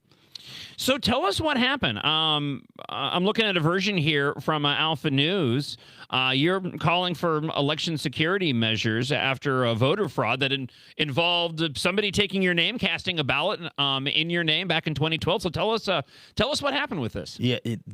Essentially, yesterday we were able to prove in front of the public that we have a verifiable evidence, two forms of evidence that prove that there is an election integrity fraudulent process in Minnesota right now. And what's scary is the more we think about it, this could be a really big deal that's beyond just a single scope, one for one. But here's what we do know right now is, like, right now on this, I brought into your studio this morning, I have 2 official government documents. One of them has to be falsified because I have my government military orders from the United States military saying, hey, you are detaching from the University of Minnesota when you commission. You're going to go start Navy SEAL training in June of 2012. And I graduated in December of 2012. So really important, because the last part of SEAL training, I was up in a mountain off the coast of California and then on an island. You're not going home at night to vote in person in a November election, right? Sure. So physically impossible, right? And yet right here from the Secretary of State's office, from their chief legal counsel, is my record, where in 2012, I voted in person for the presidential election. So just like the fraud that was decades old, the voter fraud is decades old. Now here's the really scary part. Since 2009, by design, the Minnesota Secretary of State's office has been removing the transparency within our elections. So as Johnny Q citizen, you can't go back and just look at your voter record right now, and an independent an analyst can't go back and look at your voter record. You have to, ironically, go in with your ID to request a record of your voting. So it's not public information. Who controls all the election information? The Minnesota Secretary of State's office only. Who knows when military troops are getting deployed, like National Guard units from the Minnesota? The Minnesota government leadership, Tim Walz, Keith Ellison, Secretary of State Steve Simon. How much are our statewide elections actually won or lost by? It was a couple thousand for the last auditor vote. It was 8,000 for the last attorney general vote. What am I saying? I'm saying that if a battalion or a division or a National Guard unit goes overseas, the government in Minnesota knows that these service members are going overseas. They could absolutely be pulling levers like they did for me in 2012, cast a vote for an in-person vote, and nobody would know about it. Because there's no oversight, there's no transparency, and there's no accountability in how these votes are being cast. So if I was serving, and this is probably a given, but I'm going to say it anyways, if I was serving in the military at any point in time during an election and I was off somewhere, it would behoove me to go and check to see whether or not a vote was cast in my name, right? I mean, because that's what we're doing right now. And people are coming back to us saying, oh my God, I was in Afghanistan for the last 20 years. There's votes for me too. So other people are starting to come forward, and you can go to my socials and we're going to make a video today. Please reach out to my website because we have volunteers now that are volunteered to join our team to say, hey, when you have veterans reach out, we will walk them through the process of sequestering their voter record. But it's not a single case. It just happened to break that because how many of your viewers probably actually going like, oh, I'm going to go and look up what I voted for 20 years ago, 10 years ago. Nobody does that. No. And you know who especially doesn't do that? Veterans, because we're damn busy. We don't have time to go. We're actually fighting for America. How did you come across this? The only reason I knew about it is because I was on a media interview that we were talking about my own voter record, and I said no, I've been deployed. I've been in the military my whole career. 2024 was the first time I voted, and they did like a fact check in real time. It was actually the Star Tribune. He's like, well, we have on our own independent analysis that you voted in 2012. I'm like, okay, cool. And then I think about it like, oh my God, I was in SEAL training then. So that started like the month-long process. Took a month to get my records from the Department of State or the Secretary of State's office. So that's comical on a number of different reasons because you got Steve Grove running the Star Tribune. He's chummy with Governor Dim Walz. He's on a commission. The paper in and of itself is just an extension. It's an arm of the DFL. Yeah. So they probably thought that they were getting you in a gotcha moment wherein they were actually potentially exposing a much larger issue. I love it when it happens like that. Yeah. But it's amazing. really scary when people think about how there's no oversight and thousands of our service members' votes could be used while they're deployed and nobody would know. Well, and if this ends up being a larger systemic issue, I mean, more than likely, it's not just happening here. I mean, I know this is where your head is at, but I'm just extrapolating out. Yeah. We're going back to the lonely highway theory on the show that I deploy. If you get busted speeding on a lonely highway the first time, you're telling the cop, I've never done this before, when the reality is, no, you've probably been speeding every single time. So if this ends up being something wherein, a large number of the members of our military have had their vote falsely cast while they were out serving, this could be a major issue, nationwide. So where do you go from here? I'm assuming you've reached out to the Secretary of State's office. What kind of responses you've received so far? So we contacted them on July 2nd and submitted the actual form. They said it would take 10 days to get whatever evidence they had. And then 22 days later, they responded back. This is comic.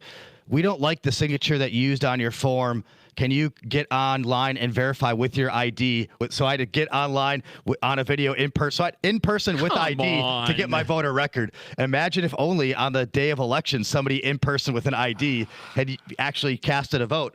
Like the Save America Act, right? Weird. If we, you can't make this up. No, just you the irony. Can't make it up. But seriously, this is why regardless of this election, I'm not going to let go of this issue. And if I can be a conduit to help get the Save America Act passed, as somebody who's literally sacrificed fighting for democracy all around the world, elections are one of the beautiful things that I always thought about America that we had. I thought we had free, fair, and transparent elections. It's become abundantly clear we do not, which pains me to even say that.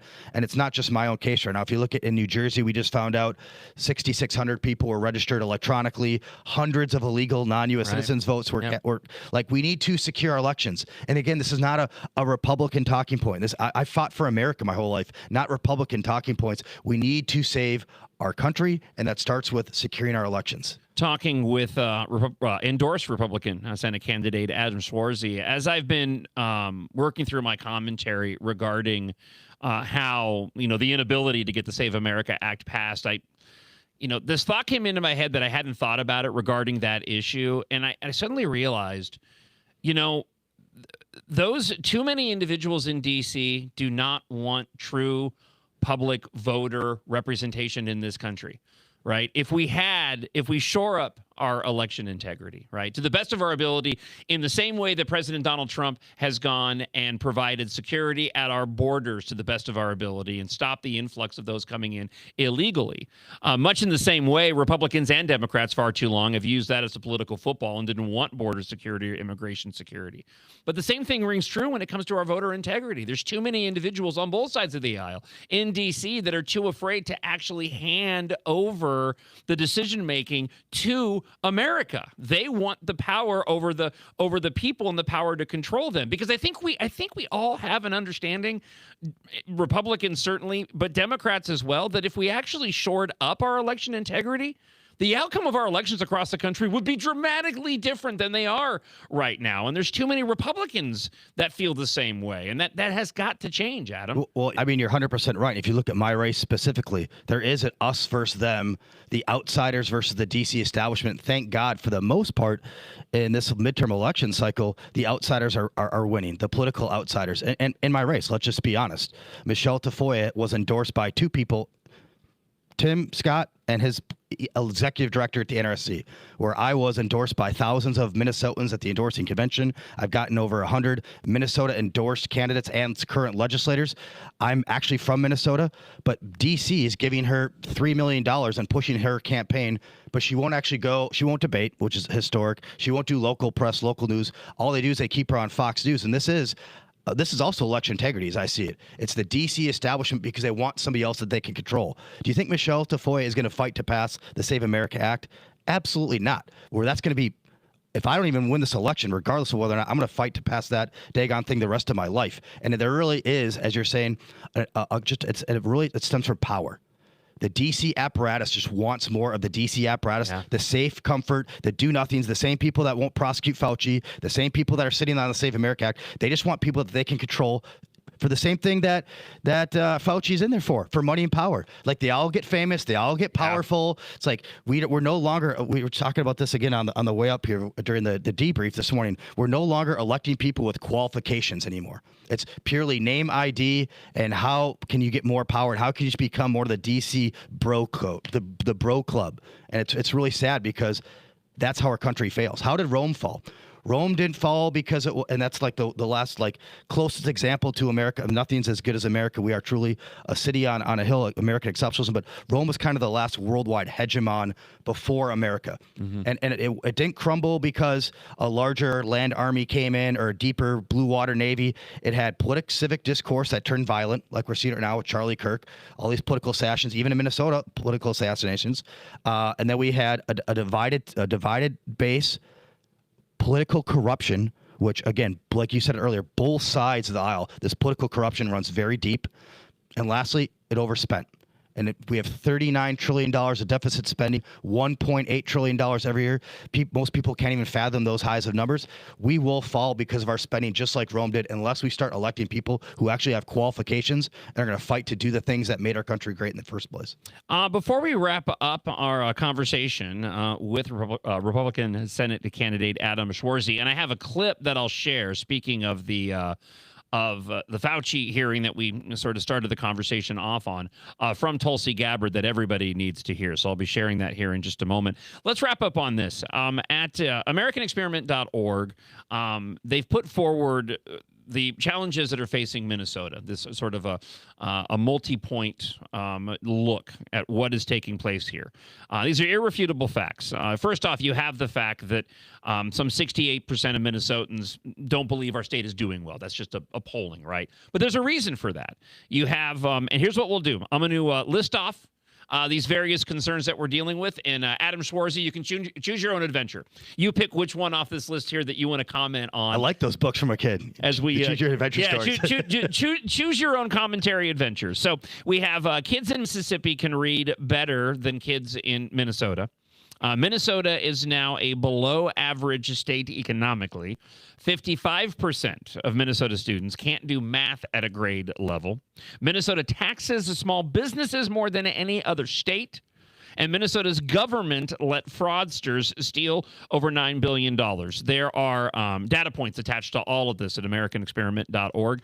But of those challenges we're facing, which one would you like to comment on? Can I choose my adventure and go through the education briefly because it's more a state issue, but then finish with the fraud? Go for it. So when I grew up here in Bloomington, Minnesota, we were one of the top 5 best public education states in the country, and we were middle-of-the-road taxes. For national taxes. Now, reading and writing is better in Tennessee than in Minnesota. I don't think any of our viewers think that Tennessee is the bastion of public education. At the same time, we are now one of the top 5 taxed states in the country.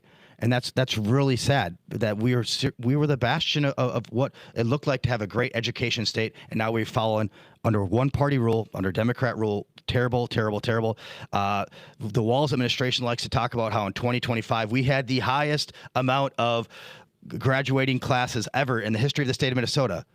Problem is, at the same time we had the highest graduation rate, we had the lowest reading and writing scores ever in the history. It's because we're just pushing kids through. Yeah. So it's really, really sad stats. But that's state issue, but as somebody who's values education, that's a really sad stat. The fraud. $9 to $19 billion. This is why it matters for me running for U.S. Senate. The majority of that was federal fraud dollars. And still, nobody has been arrested. Not one person in the government has been arrested. I'm not going to let this go. I'm going to make sure that I want to work with every single federal agency. I'm going to use the power of the subpoena until we actually get people arrested, not increase sound bites. Adam Schwarzy, thank you so much for coming in this morning. Again, endorsed Republican Senate candidate. Where would you like people to go to find out where you're going to be and what's been going on with your campaign? Thanks, brother. Up on all the accounts, X's, Facebook, Schwarzy4Senate.com. And if you're a veteran, please connect to us on Schwarzy4Senate. There's a contact tab. If you just say, hey, veteran, pull up voting record, whatever you send, just let us know that you're a veteran. I've got people on standby so we can look at your voting records, because sadly this could be a very big deal.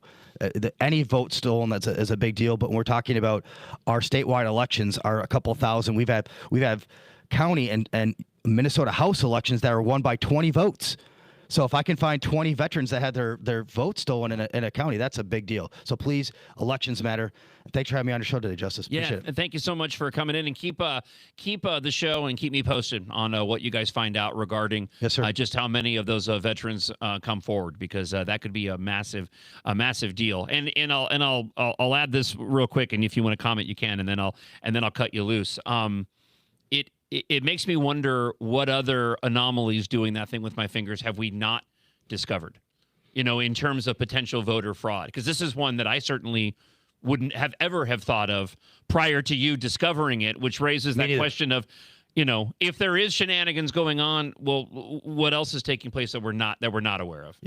I am in the same place. I would never in a million years thought that I would be sitting talking about how America doesn't have free, fair, and transparent elections with verifiable proof and we just don't. So what is, we haven't had a true investigation, so we don't know how big the scope is. But commonsensically, fraud doesn't happen in a vacuum. All these crime doesn't happen in a vacuum. Right. If you're doing fraud crime, you're doing if you're speeding, you're probably doing other things too, right? Yep. So, but thank you for the opportunity to highlight this. I will keep you informed. And I don't bet against America. I hope that somehow this is a very limited, small case. I don't see it that way. What are the chances that the guy running for U.S. Senate, who's a military guy who just happened to have his voter records pulled, is the one guy that this is happening to? Very, very low. Yeah. All right. Great to see you both. Adam, thank you so much for the time, and continue good luck in your campaign. We'll talk again real soon. Thanks, brother. God bless. Keeping with, so I want to play this Tulsi Gabbard clip, but first off, I do have some audio of Senate Majority Leader John Thune. He did announce yesterday that he will only call off the August recess for the Save America Act if he can obtain 50 votes for the budget reconciliation bill, assuming that the Save Act is attached. It's a little hard to hear the question ahead of time, but you will be able to hear Senate Majority Leader John Thune in this clip here on the John Justice Show.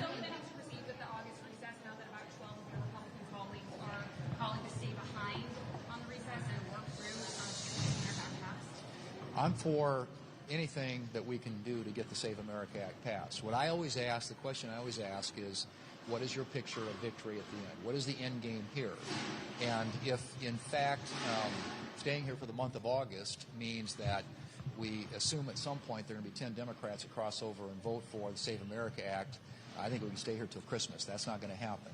And the other thing I would say about that is that there aren't going to be 50 votes to get rid of the legislative filibuster. So if budget reconciliation is a path forward, if we conclude that there is actually a chance to get an outcome or a result there, I'm open to do it. And I think all of our colleagues would be open to staying around here if that were true. But I think that we have to see, first of all, that can be proven to be the case. And but I don't think, having a Congress and Senate sitting around here for the month of August in quorum calls or having to vote on Democrat amendments is probably a good use of anybody's time. So we will see and see where the conversation goes. Yeah. Hey, John. About the thing about voters, I had a similar problem getting my dad off the voter rolls when he passed away from cancer. And along with the conversation, when you say those small votes don't count, remember, 400 votes gave us Senator Al Franken. Senator Al Franken gave a supermajority. which gave us Obamacare. It matters, people. Yeah, it absolutely matters. And this is where I get so frustrated when it comes to the elections here in Minnesota, because it's worth reminding everybody that the DFL's not winning in these massive, mandate victories. They're not winning by these wide, massive margins. They're winning, like the blast said, they're winning, by very small margins. It's like Minnesota is poised to go and elect proper conservative representation that is truly representative of a majority of this great state. How much of that is potential fraud that's keeping that from happening? That's the $1 million question. We're so close. Which is why I get so discouraged when you see so much of this infighting taking place. And we'll get to some of this. I have a couple of stories this morning of the war of words going back and forth between the Demuth campaign and the Lindell campaign. Because Republicans can absolutely win elections here, but you've got to make sure that you stay involved, you stay engaged, and you get as many people out to vote as possible. And yes, even if your candidate doesn't end up being victorious in the primary coming up, you still need to go and back those candidates and coalesce behind the individuals who are, even if they're not Republicans that you went and supported. Because I can tell you, and I hope you realize this, they're still better off than the options are. Much, much better off than the options are. 612-584-4565. That is the line if you want to leave us a blast at any point throughout the show this morning. You can also email john.justice, it's Jon, john.justice@americanexperiment.org. All right, let's go back just for a moment. It's a really great clip. We'll wrap up the conversation this morning regarding the Anthony Fauci hearing yesterday. But Tulsi Gabbard, making her way out of the Trump administration, watched the hearing yesterday and then posted this online. One of the things that I most appreciate about Tulsi is that she's one of those individuals who I firmly believe is genuine and authentic in her commentary and has a lot of relevant things to share after watching that hearing yesterday. Here it is on the John Justice Show, presented by American Experiment. Before the COVID pandemic, Dr. Fauci, as head of the National Institute of Allergy and Infectious Diseases, provided millions in U.S. taxpayer dollars to fund dangerous gain-of-function research on bat coronaviruses at the Wuhan Institute of Virology, work which is now widely viewed as the source of the unintentional lab leak that sparked the pandemic.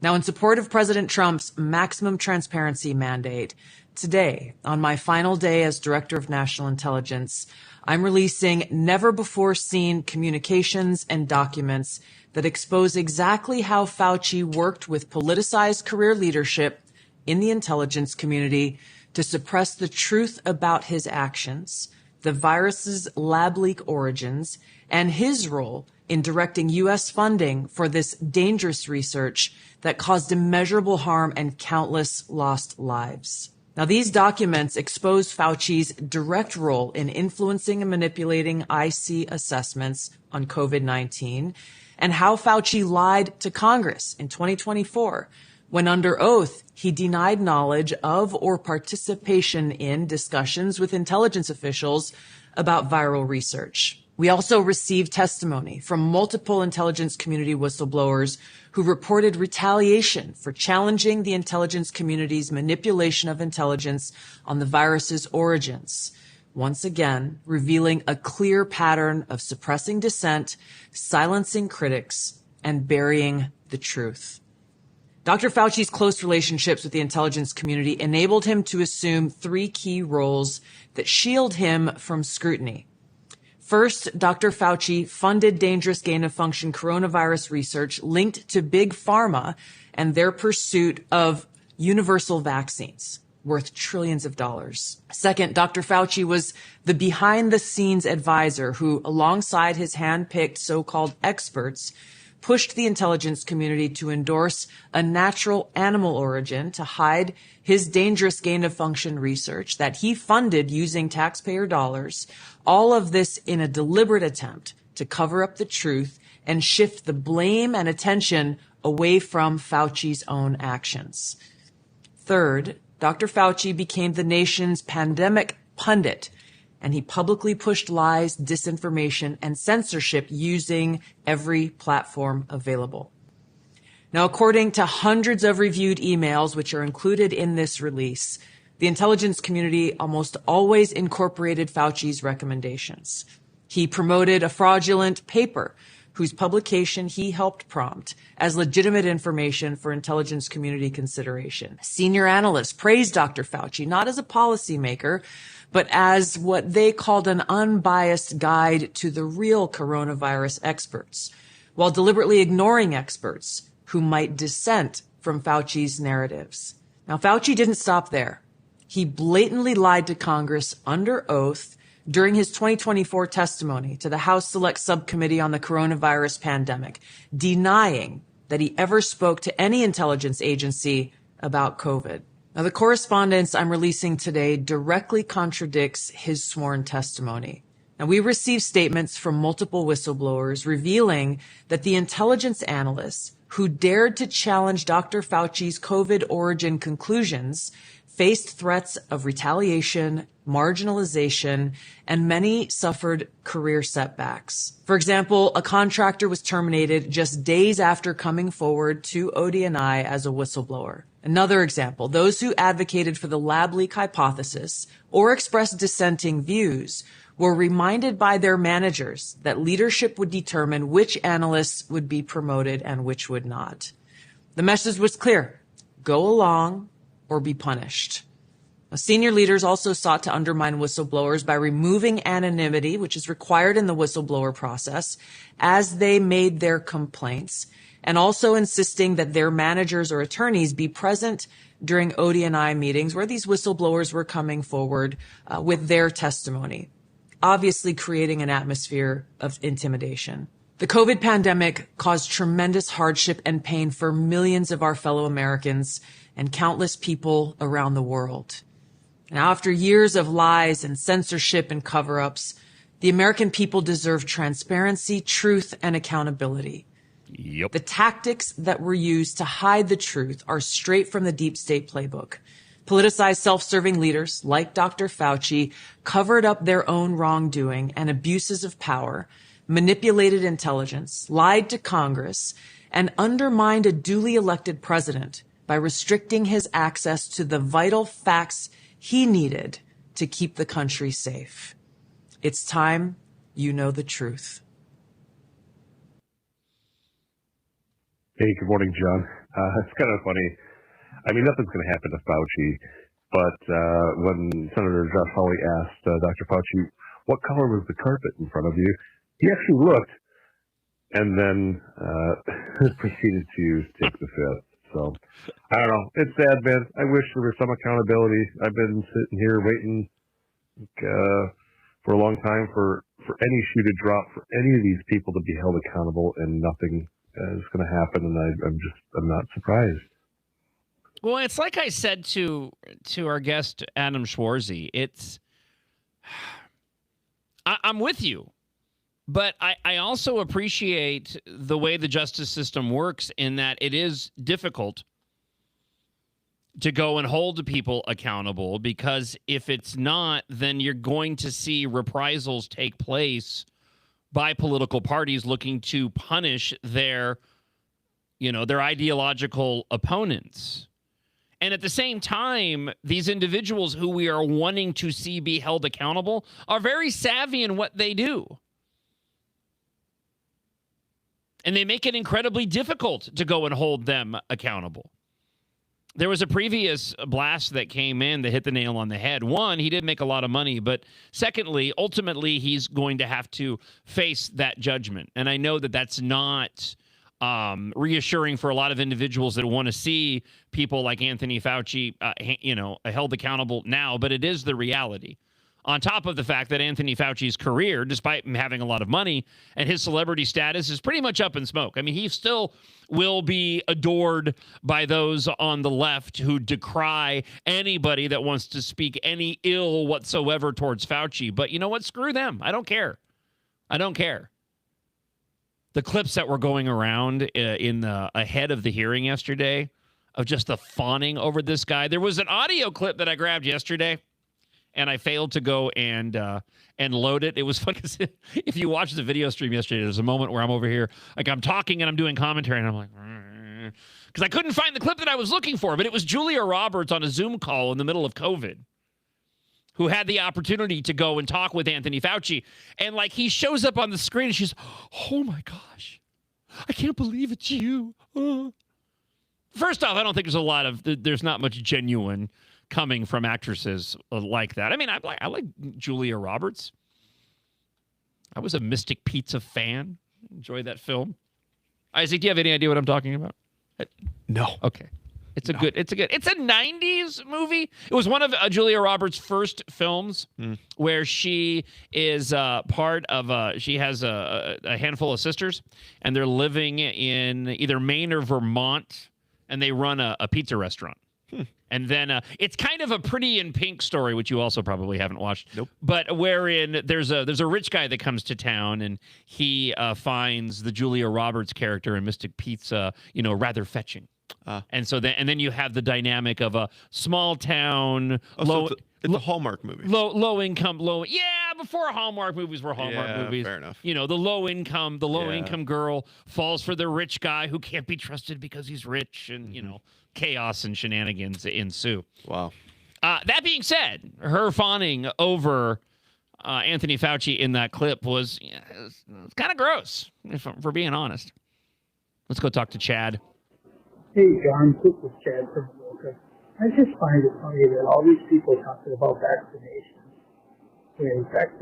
Chad, I'm going to stop here. Hopefully you can find out. I really appreciate your commentary, but for whatever reason, your comments coming through on the blaster line, they're too muddled. So hopefully you can find a way to clean those up. What he said, though, was he finds it funny that all these people talking about vaccinations when vaccination is supposed to keep people getting sick from the virus. But yet these people that took their jab for getting sick from the virus, they need to apologize. I have a good one. By the way, when you leave a blast, I can see the commentary here. When you call 612-584-4565, you leave your message. You just press pound at the end. It's that simple.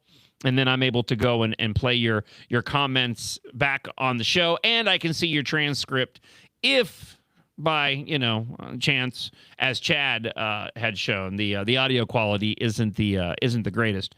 Let's go back to the blaster line here. Good morning, John. Glad to have you back on the air. About Anthony Fauci, the science. I'm not surprised that he doesn't have any answers or won't have any answers.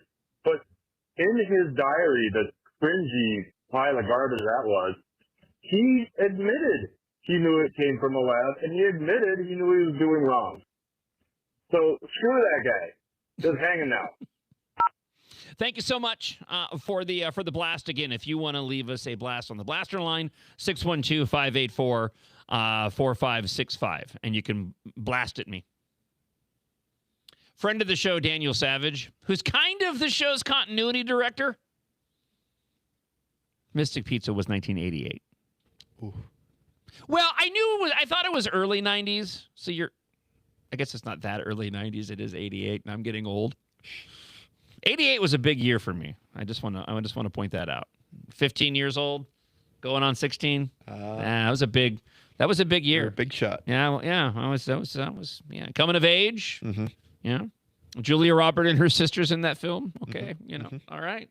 Mm-hmm. Maybe I want to go to the upper East Coast, hang out at a pizza place, long before I met my wife. Of course.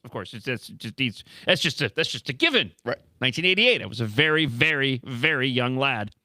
Let's go back to the blaster line this morning on the show. John, I would actually like to know, I don't think Anthony Fauci is totally protected from any prosecution. The Oh, he got cut off here. No, and I know they're looking. I know that Rand Paul is looking at contempt of court charges on Anthony Fauci. So it's not to say that he won't be held accountable. It's just to say that it is difficult to go and hold people accountable. I had a comment that rolled into the blaster line regarding Senate candidate Adam Schwarzy, who joined us at the beginning part of the hour here on the John Justice Show presented by American Experiment. Let's go back to the blaster line this morning. Hey, John, thanks for having Adam on. I was on the Michelle Tafoya train because I hadn't seen, heard, knew nothing about this guy when the men got endorsed him. They are the worst at marketing their candidates, and they really need to get the word out on this guy. He should do one of those debates like Scott Jensen did with an empty podium if she's refusing, just to gain some attention to him, because I think he would be a great candidate. I wasn't going to vote for him in the primary, but now I will. Thanks for having him again. Great show for now. So, thank you so much for that. Yeah, and just so we're clear, it's a great show so far. Great show so far. She was close. It's okay. It was there. She was there in spirit. She was there. She was absolutely there in spirit. All right. Let's go here. We were talking fraud a moment ago. I had a couple of stories here that I haven't had a chance to dive into yet. Now seems relevant. We will get back to the demisexual, apparently, Kahuli Her, who is the most randiest mayor in all of America. Someone left a comment yesterday that said it was a classic he said, her said situation. The articles are very confusing when you're talking about it still with her and her and yeah. Does the word Randy have any? Does it have any effect on you at all? Like, have you heard that term before? No. No. Okay, it just means horny. It's just it's a more delicate way of saying it. It's actually very Austin Powers. This is Randy, baby. Huh. Mm-hmm. I guess I can just say horny now on the show. Yeah. Yeah. An F-bomb dropped earlier, so who knows, right? It's the Wild West. Makes me feel. Yeah, I know, right? And I was like, oh my gosh, I forgot. We're totally safe. Matt Dean, AmericanExperiment.org, has this piece. Speaking of fraud, Governor Tim Walz's baffling response to the latest federal deferral of $199 million in Medicaid payments only make things worse for the state, trying to go a day without reminding the rest of the country that crooks steal our lunch money. In a post on X, Walz responded to the latest withhold of federal funds. And the Trump administration came out and said they were withholding funds to various states that were not cooperating with the demands of the White House on a number of different issues, including fraud and those that won't go and turn over their voter rolls. In this case, in the post by Governor Tim Walz, he said, it isn't about fraud. It's about cutting your health care so that Trump can afford the tax cuts he gave to billionaires. God, he's such a hack. I'm so glad he's going away. As H.L. Menchkin might have said, when they say it's not about the fraud, it's about the fraud. I may have said that guy's last name wrongly. Unfamiliar with it. I like the quote, though. When they say it's not about the fraud, it's about the fraud. Governor Walz either believes that fraud is not real or, for whatever reason, that it's not worth stopping. Trump wants better fraud checks before questionable invoices. Minnesota is a land of 10,000 sketchy invoices right now, writes Matt Dean. So it makes sense that our Medicaid requests are getting audited for a third time this year. The Centers for Medicare and Medicaid Services Administrator head, Dr. Mehmet Oz, made it clear that his intent is not to root out fraud by preventing it in the first place. That his intent is to root out fraud by preventing it in the first place. Rather than pay and chase, doing that thing with my fingers, pay and chase money to fraudsters, only to find the money is spent by the time the crooks get caught, which we keep seeing happen over and over again. Oz is using investigators, AI, and common sense to identify and stop payment for funny-looking requests.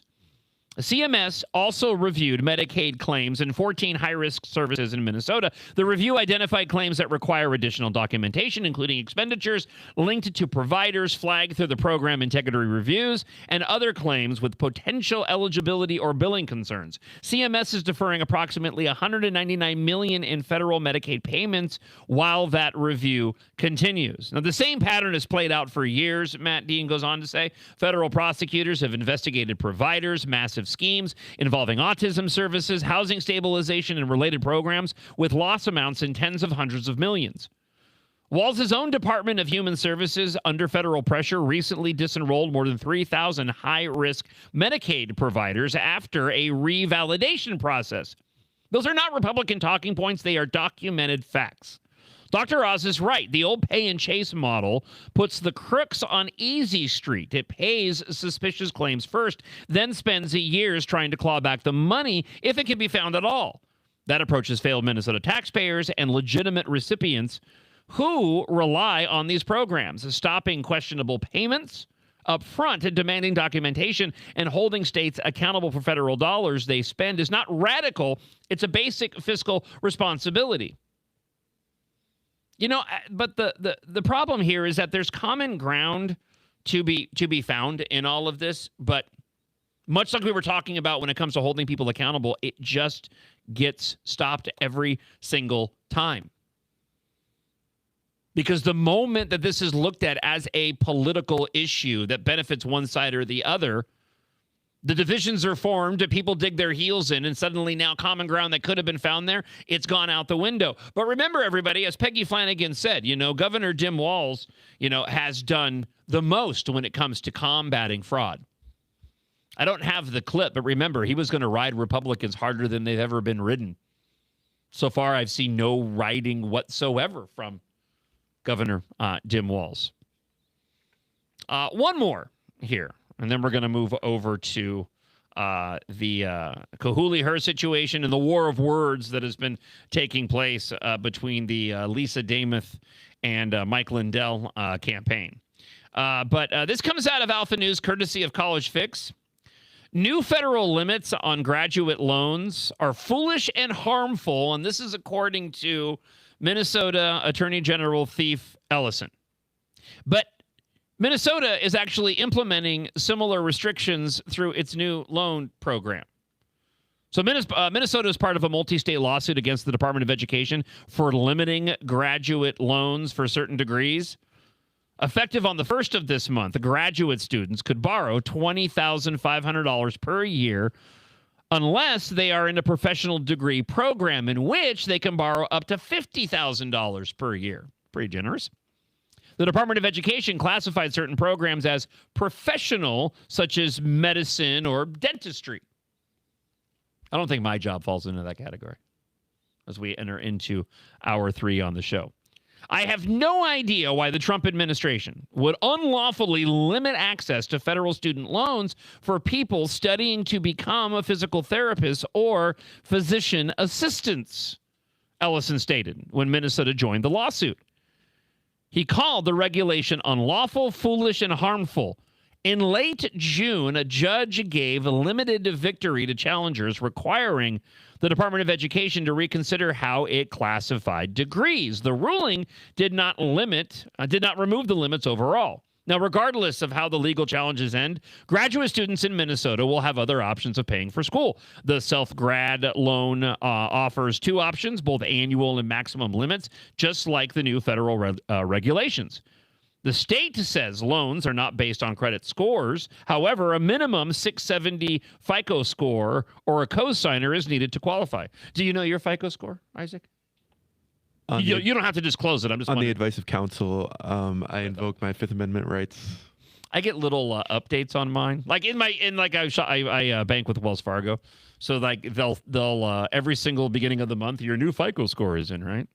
Like you don't want to look. Like I'm not planning on purchasing anything that requires me to have. I mean, my FICO score is actually pretty good. That being said, you always kind of go, ugh. I'm always very fearful when I go to look at it.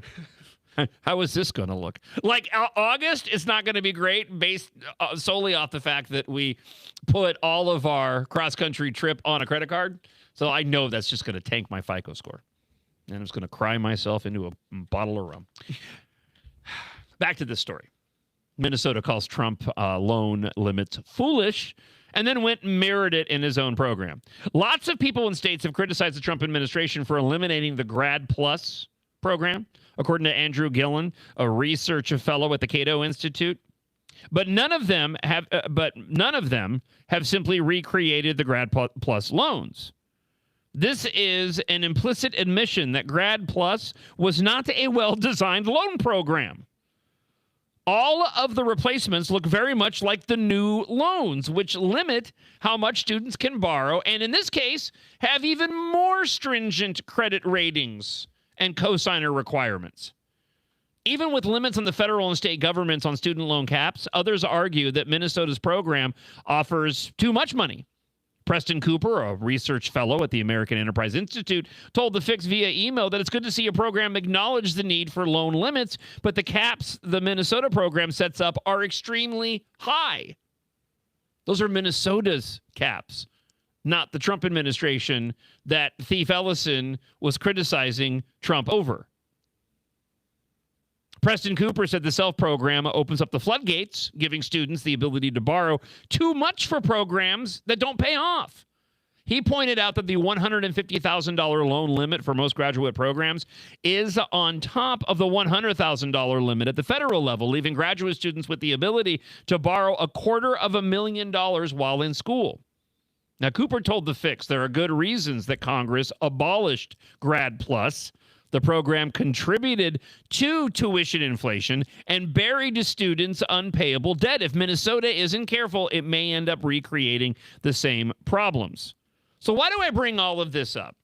I bring it up as an example of, once again, that common ground that we could have on various issues that simply cannot occur because of individuals on the left who will never go along with anything on the right and will go out of their way to lie, cheat, and steal if it enables them the ability to make the Trump administration and Republicans look bad.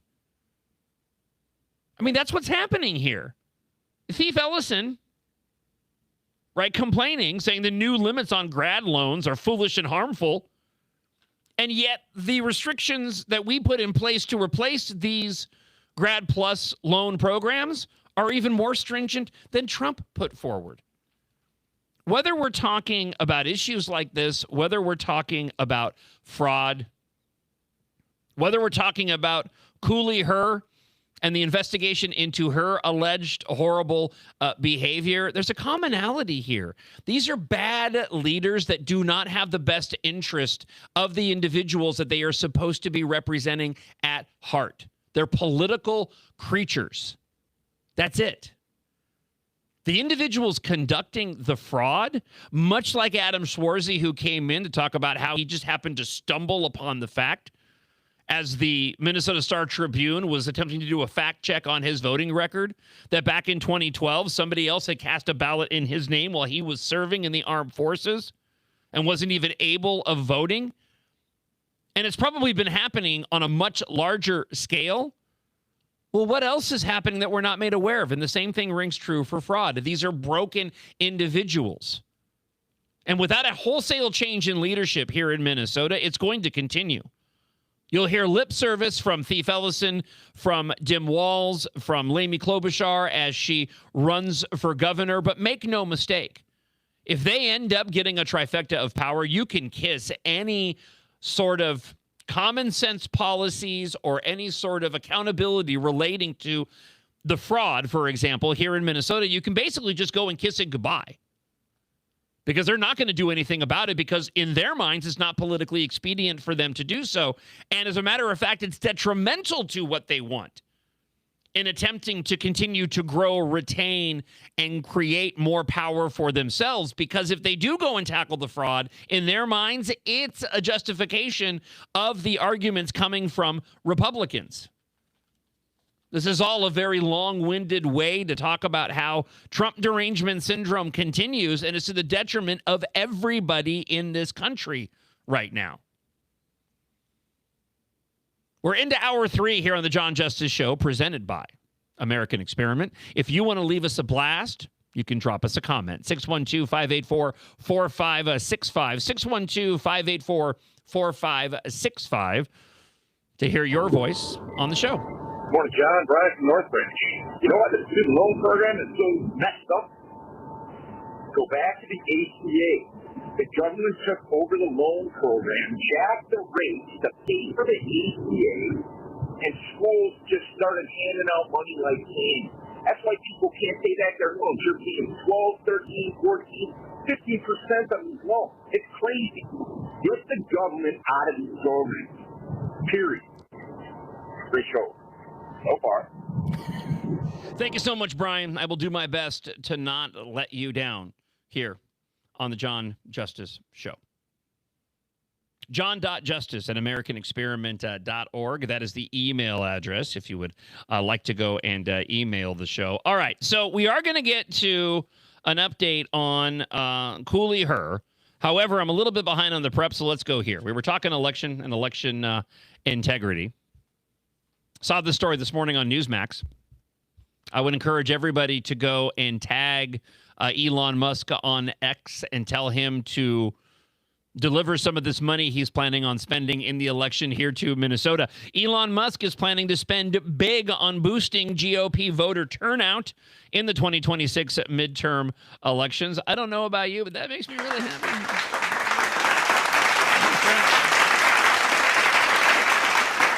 Thank you to our crowd here at the John Justice Show.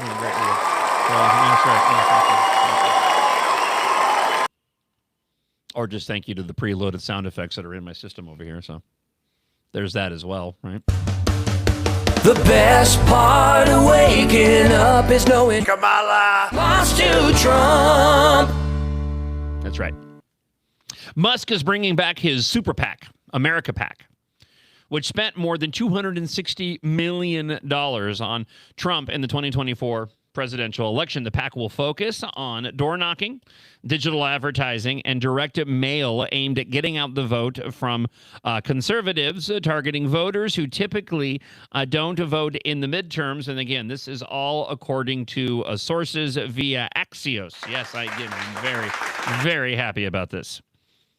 We need all the help we can get. Representative for Musk declined to tell Axios how much he plans to spend. America PAC was an essential partner for our historic Get Out the Vote operation in 2024. This is according to James Blair, a senior political advisor to Trump, to Axios. And their return in 2026 is a huge boost for Republicans across the country. So again, tag Elon Musk. Tell him to spend some of that money here in Minnesota. We need it. Also, if you happen to own a Tesla, just be careful, because once this news starts to spread, you know, those Governor Tim Walz DFL employees in the state who are inclined to go and damage Teslas may find a new inspiration to go and do so. Just want to point that out. Boy, that was a time, wasn't it? Back when they were going and vandalizing all the Teslas, even though they all had cameras on them. I hate that became a thing. That was like the worst. Yeah. Why are you're gonna vandalize a car with a camera on it? I know. Seems dumb. I know. Just you're vandalizing the car in general. But these are broken people, Isaac. They're broken people. Yes. All right. Let's hope that the campaigns aren't broken. War of words continues between gubernatorial candidate campaigns. Let's start here. Mike Lindell's running mate, Philip Parrish, criticized Lisa Demuth for voting in favor of the 2020 resolution declaring racism a public health crisis. Parrish argued that the resolution endorsed a systemic racism theory and called for a governor who would expose corruption instead. The criticism, of course, comes after Demuth criticized Lindell's immigration plan, which would grant work visas to illegal aliens. Okay, I want to break some of this down, here. Because the summary here by our AI overlords is absolutely correct. The only reason why, in my opinion, Philip Parrish is bringing this up is because of the scrutiny that this campaign, Mike Lindell's campaign, has come under because of his ridiculous, stupid, and I'll just go ahead and take a step further, idiotic amnesty plan. But Mike Lindell's gubernatorial running mate slammed a 2020 vote that Lisa Demuth took. in favor of that resolution declaring racism a public health crisis. I'll say up front, I'm not a supporter of the revolution. Excuse me. I am a supporter of the revolution. No, I'm not a supporter of the resolution, nor the fact that Lisa Dameth went and voted on it. But there is some context that's needed in why this vote had taken place. First off, I did do some digging today, and I could not find any relevant news stories with any quotes from Lisa Dameth regarding this. So the next time we have an opportunity to speak with anybody from her campaign, I'll certainly go in and bring it up. I'm sure they'll be happy to answer. So Lisa Dameth voted yay on House Resolution 1, the resolution declaring racism a public health crisis, Philip Parrish wrote in a social media post. Working off an article here from Alpha News. The final tally was 82-40. The official roll call lists her name among those voting in the affirmative. This is not opinion. The resolution Parrish referenced was passed by the Minnesota House in July of 2020, just weeks after the death of George Floyd and the chaos that ensued. At that time, Dameth was a rank-and-file member of the House Republican caucus. So that's the relevant context here. I'm not saying that it justifies Lisa Dameth's vote. I feel like that should have been a no vote. I would have liked to seen a no vote. But at the same time, I also understand what the logic was more than likely at the time. You have to go back to 2020, post George Floyd. How heated everything was at that moment in time. The pressure that was on everybody to toe the line when it came to the leftist narratives that were out there. It's not an excuse for this vote, but it is a reason why, more than likely, in my view, she decided to go and vote in favor of this resolution at that moment in time. Things were volatile. Again, there was a lot of pressure. And there were a lot of Republicans who were, in hindsight, making, in my opinion, the wrong choices and decisions based off of perhaps a view and a narrative that they had at the time that might have changed, or just because of the pressure that's involved if you go and take an opposite stance to that very forceful narrative that George Floyd was murdered and it was the law enforcement officers, the Minneapolis Police Department's fault. So among other things, the resolution said that race is a social construct with no biological basis. Racism embedded in the foundation of America, beginning with chattel slavery in 1619, and more than 100 studies have linked racism to worse health outcomes. Additionally, the resolution said that racism, doing that thing with my fingers, is a public health crisis affecting our entire state, and a comprehensive intersectional approach is necessary to address the crisis. Now, the House declared the resolution racism a public health crisis and encouraged the government and the Minnesota Senate to adopt similar resolutions. Dameth, who is black, voted for the House resolution. It passed 82-40. There were other Republicans that also voted for it. Barb Haley, Greg Bowie, Tony Jurgens, they all joined Dameth and House Democrats in voting on the resolution. Most of the House GOP, along with its then leader, Kurt Doubt, voted against the resolution. Parrish slammed the resolution in a statement saying this was not a simple statement against an individual prejudice, but it was a formal institutional endorsement of the systemic racism theory. And again, I would like to see Lisa Dameth answer to this, even though it's going back 6 years, and I have more on that in just a moment. Minnesota does not need more race essentialist policy lenses, he added. Minnesota needs a governor who will expose the networks looting the state, and not one who helps normalize the ideological tools those networks use to expand power. And again, he's clearly drawing attention to an issue that took place 6 years ago because of the scrutiny that the Lindell campaign is under over the immigration plan that Mike Lindell had put forward. Dameth and Kendall Qualls were among many Republicans throughout the country who criticized that plan I just mentioned. Many Republicans described it as amnesty. Lindell has stood by his plan and said that he has never supported amnesty and never will support amnesty, which doesn't make a whole lot of sense because that's what the plan is. It is amnesty. So at this point, okay, either nominee, even with these controversies, right? Either of these individuals, if they get the nominee, I'm voting for them, because these are both better options than anybody on the left, which is more than likely in the gubernatorial race going to be Amy Klobuchar. And while I am curious of Dama's stance back 6 years ago at the height of this controversy, why she voted the way that she did, and I imagine it's probably because of what I said, there was a lot of pressure at the time, and a lot of these votes were largely symbolic. It didn't go and do anything afterwards. It wasn't anything that took place in the wake of this systemic racism, public health crisis vote. That being said, the controversy is kind of over. I mean, she's been running a successful campaign. She's continued to serve in office. This is the first time that I've actually even heard a complaint about this, even though I have a slight recollection of maybe talking about this back when the vote had taken place.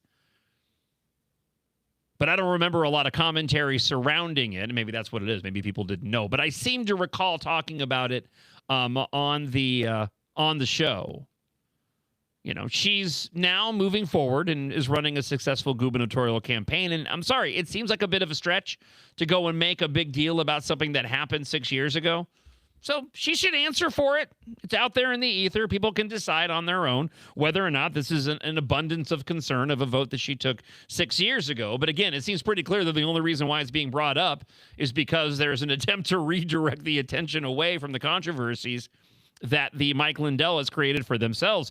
To that point, Mike Lindell's proposal to grant permanent work visas to illegal immigrants has now been criticized as amnesty by the Center for Immigration Studies. CIS, one of the largest, if not the largest, immigration think tank in the country, argues the plan would negatively impact American workers, drive down wages, and increase competition for jobs. While the plan could generate more tax revenue, CIS warns it might also lead to higher public benefit costs. So under Lindell's proposal, illegal aliens guilty of gross misdemeanors and felonies would not be eligible for conditional work visas. Okay? But what he is proposing is the creation of a 6-month deportation moratorium during which illegal aliens can apply for conditional work visas. That visa would not expire and allow illegal aliens to then go and work in the United States. That is amnesty. There is no other way to describe it. I don't care how you go and word it. I don't care about the word salad that you put out saying it's not. There's an attempt here to sort of redefine what it means to be legal in the United States. The idea being, at least as I have heard of the plan, the idea is that, well, they're not illegal anymore because we've gone and granted them a work visa but not allowed them to vote. So they're a different classification. So it's no longer amnesty once an individual comes out of the shadows, doing that thing with my fingers, who hasn't gone and committed a gross misdemeanor or felony. See, they're not illegal anymore, so it's not amnesty. Well, no, they were illegal before you went and gave them their conditional work visas, and therefore it's amnesty. Now, Lindell has acknowledged that he could not implement the plan as Minnesota governor. He's come under heavy criticism from Republicans across the country in recent days because of his plan. Many Republicans have described the plan as amnesty, as I was mentioning. Now, the Center for Immigration Studies is echoing that same sentiment. The proposal is an amnesty, they're writing. It's an amnesty for a population of undetermined size. It has all of the deficiencies of any amnesty, and it threatens to have a huge impact on the working population in the United States. This is according to CIS resident fellow Andrew Arthur. CIS was founded back in 1985. It provides policymakers with information on the impacts of legal and illegal immigration. Arthur, who previously served as an immigration judge, spoke to Alpha News about Lindell's plan and its downstream effects. Proposals like this, they say, they end up surfacing from time to time. They all have more or less the same features.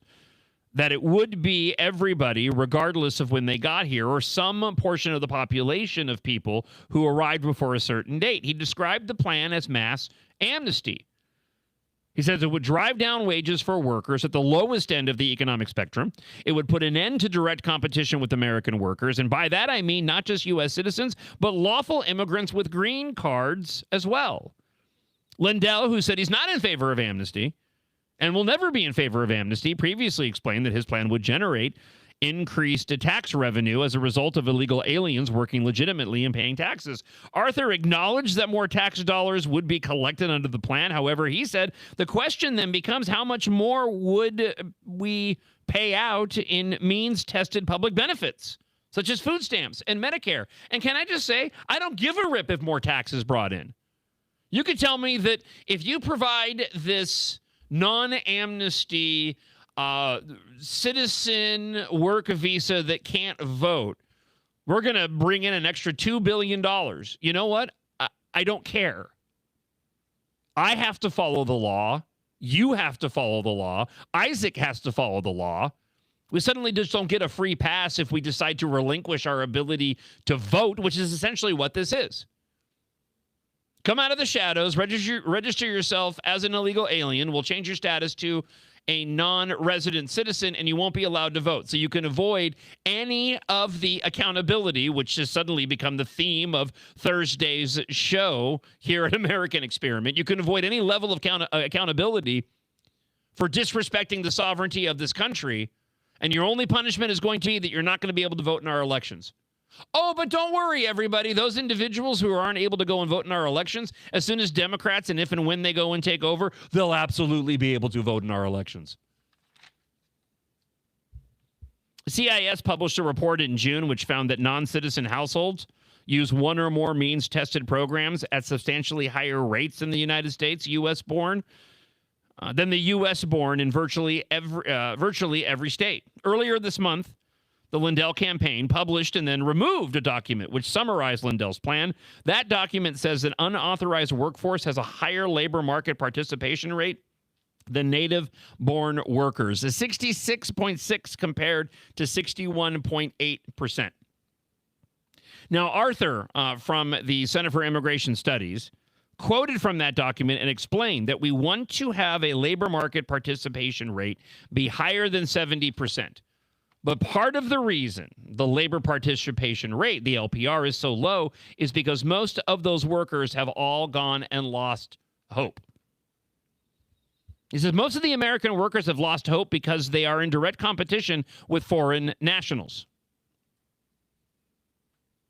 who are willing to work at a lower wage, who have a more limited skill set, the same limited skill set that those people who have dropped out of the labor market have. He added that the reason the low-wage workers leave the workforce is because those workers can get more money from public benefits than from working.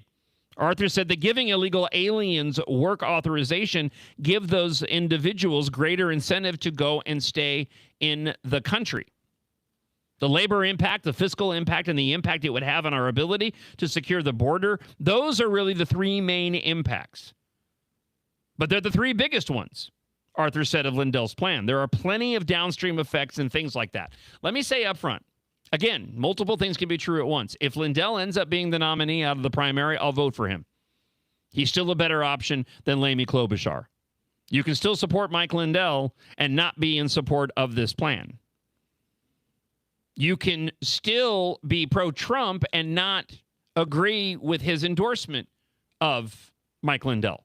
All those things can be true.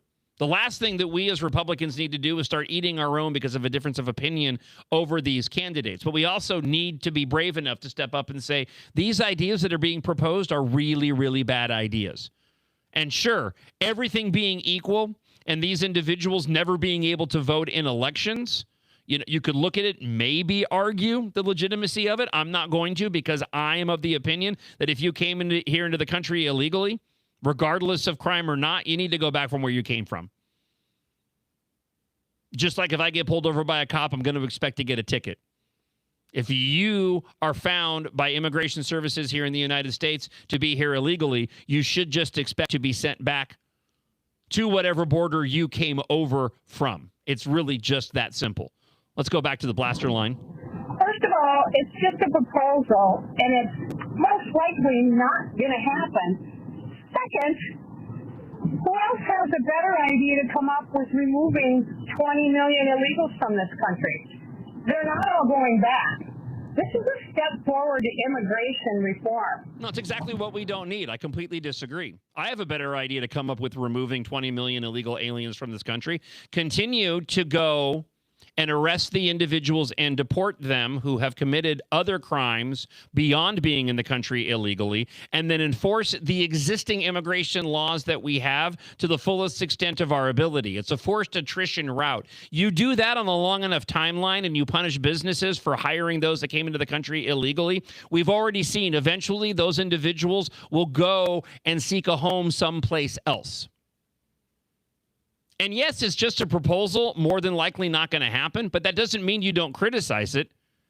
Because if that is an idea that a candidate has, then what other ideas along similar lines do they have? What I find more disturbing about all of this, and it kind of falls in line with the blast there. And listen, I'm critical of your comments, but I'm very appreciative that you left us a comment this morning, and I hope that more people do. 612-584-4565.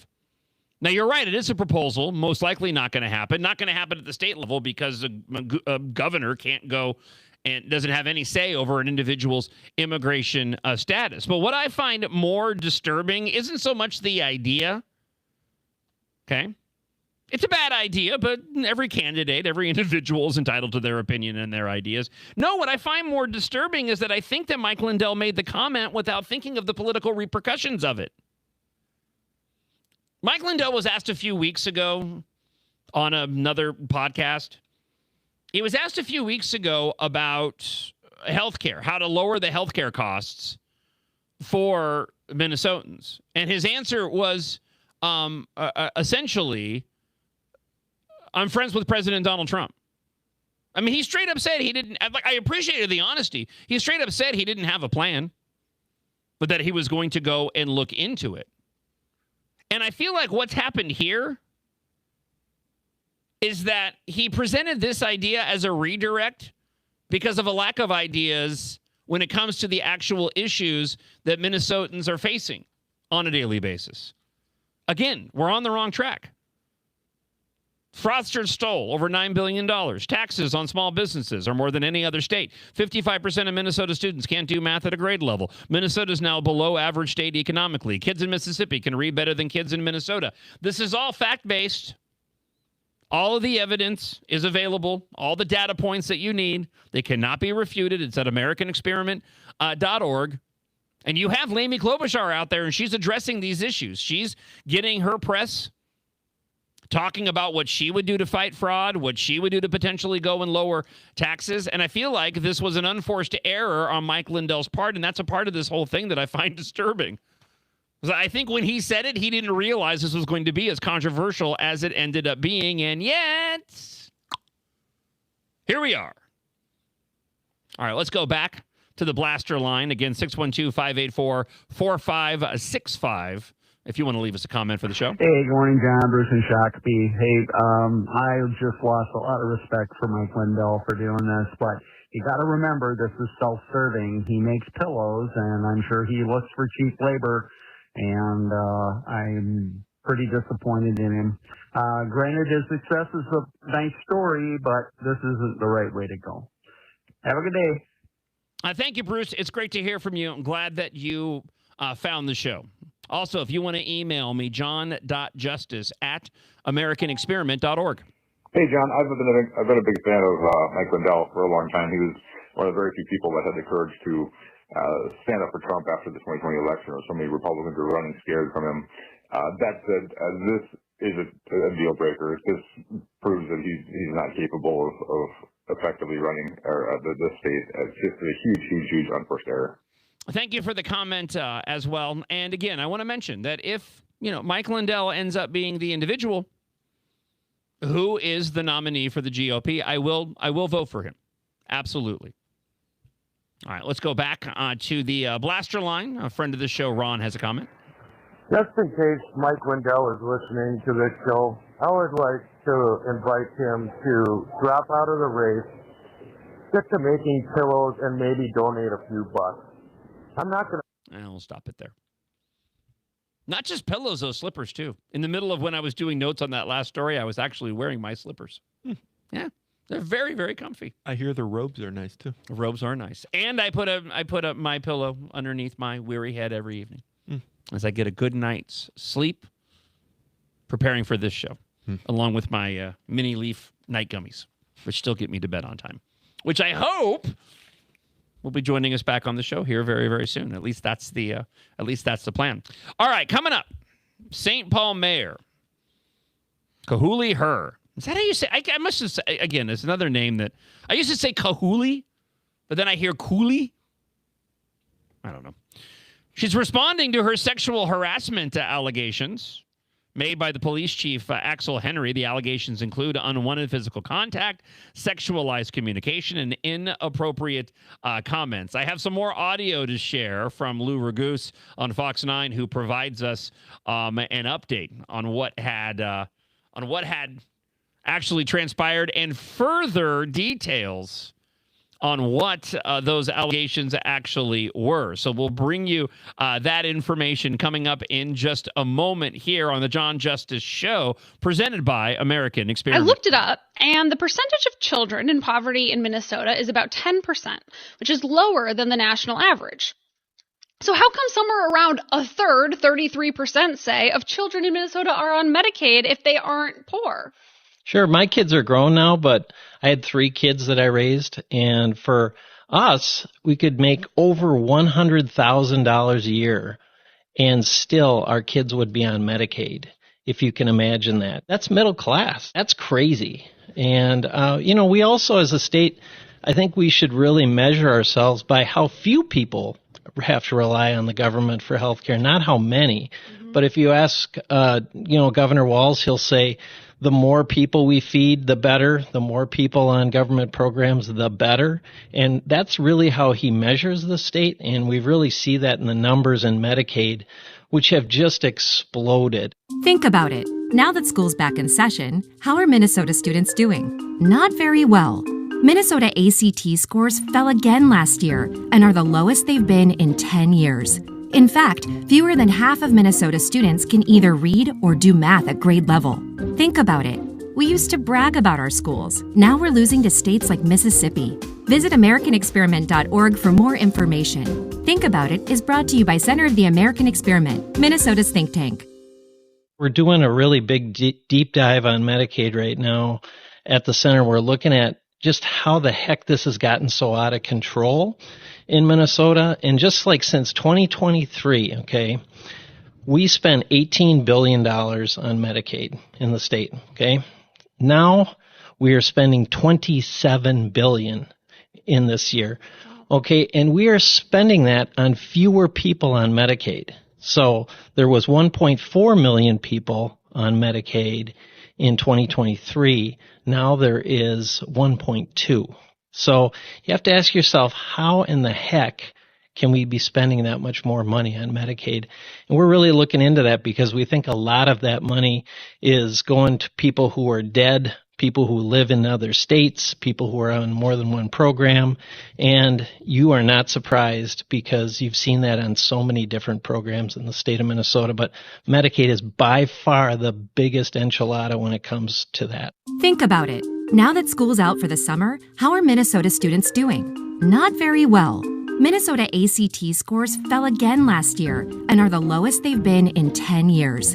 In fact, fewer than half of Minnesota students can either read or do math at grade level. Think about it. We used to brag about our schools. Now we're losing to states like Mississippi. Visit AmericanExperiment.org for more information. Think About It is brought to you by Center of the American Experiment, Minnesota's think tank. My point? 20 million illegals. Yeah. Do you know what the cost would be to remove 20 million illegals? In upwards of $1 trillion. Yeah. And guess what? We're probably going to need many of them to sustain our current workforce. Okay, so thank you. No, that's great. Thank you again for leaving a blast. I appreciate it. So you're in support of amnesty. That's what you're saying. Okay, you're entitled to your opinion. I disagree with the cost. What I suggested was enforcing our laws. There may be a cost with that, but it should be something that we're already spending money on, just like we are with law enforcement in the way that they conduct they're protecting and serving of the public on a daily basis. It's kind of baked in. We already pay for ICE agents, for U.S. Customs and Border Protection, for Border Patrol, for law enforcement. My point is we do not enforce. We're starting to with the Trump administration, but there are plenty of municipalities across the country and states that act like sanctuary states or just straight up are sanctuary states that don't go and enforce our immigration laws. We don't need immigration reform. All the laws already exist if we just apply them. So it's not going to cost you $1 trillion to remove 20 million individuals, not to mention the fact that those 20 million individuals, I know not all of them will leave, but that's on them. My point is that a lot of them will leave because it's no longer going to be advantageous or viable for them to live in the United States when they're actually being held accountable for the fact that they came here illegally. And that means punishing businesses. And if it means that businesses end up straining under a lack of workers for a period of time, then so be it. Doing the right thing is never easy. It's hard. And again, I don't agree that it's going to cost us $1 trillion, but I do very much appreciate your comments, and I hope that more people leave your blasts at 612-584-4565. John, good morning. This is all by design. Poor people, stupid people are poor. Poor people require the need of government assistance. Therefore, we have stupid kids in school and coming out of school that are just going to be poor and rely on the government, and they'll vote Democrat all their lives to keep their money, the little bit of money they do get. It's disgusting. Thanks. Have a good one. You too, and thank you so much for the comment this morning. I just want to mention again, john.justice@americanexperiment.org. All right. Lou Ragoose, Fox 9, put up a couple of posts regarding the controversies that continue to swirl around St. Paul Mayor Cooley Herr. I have no expectation whatsoever that there's going to be any level of accountability here. I just find the entire story highly entertaining. St. Paul Mayor Cooley Herr allegedly commented on the... Okay, so he says Cooley Herr. All right. Turn that up just a skosh, by the way, if you can. The breasts of a female deputy chief with the St. Paul Police Department while they were in a locker room together. All right, hold on a second. I got to replay the start of that. Cooley Herr allegedly commented on the breasts of a female deputy chief with the St. Paul Police Department while they were in a locker room together, then asked that employee her opinion of the mayor's own breasts. These new details I've confirmed with rock-solid sources with knowledge of the sexual harassment investigation currently underway against Mayor Herr. In the deputy chief's complaint, she said that the comments were unwanted and played a role in her leaving the St. Paul Police Department.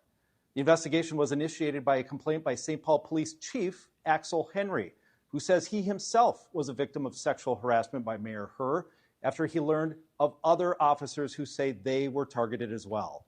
An additional alleged victim is an officer who received this text message from Mayor Herr.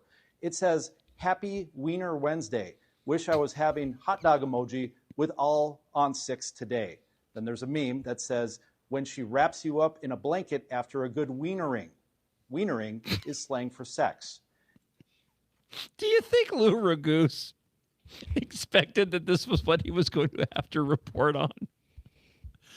Like in my line of work, it's like, yeah, this is great stuff. It's entertaining. But here you are. You are just a professional journalist. You're covering the fraud here in the state of Minnesota.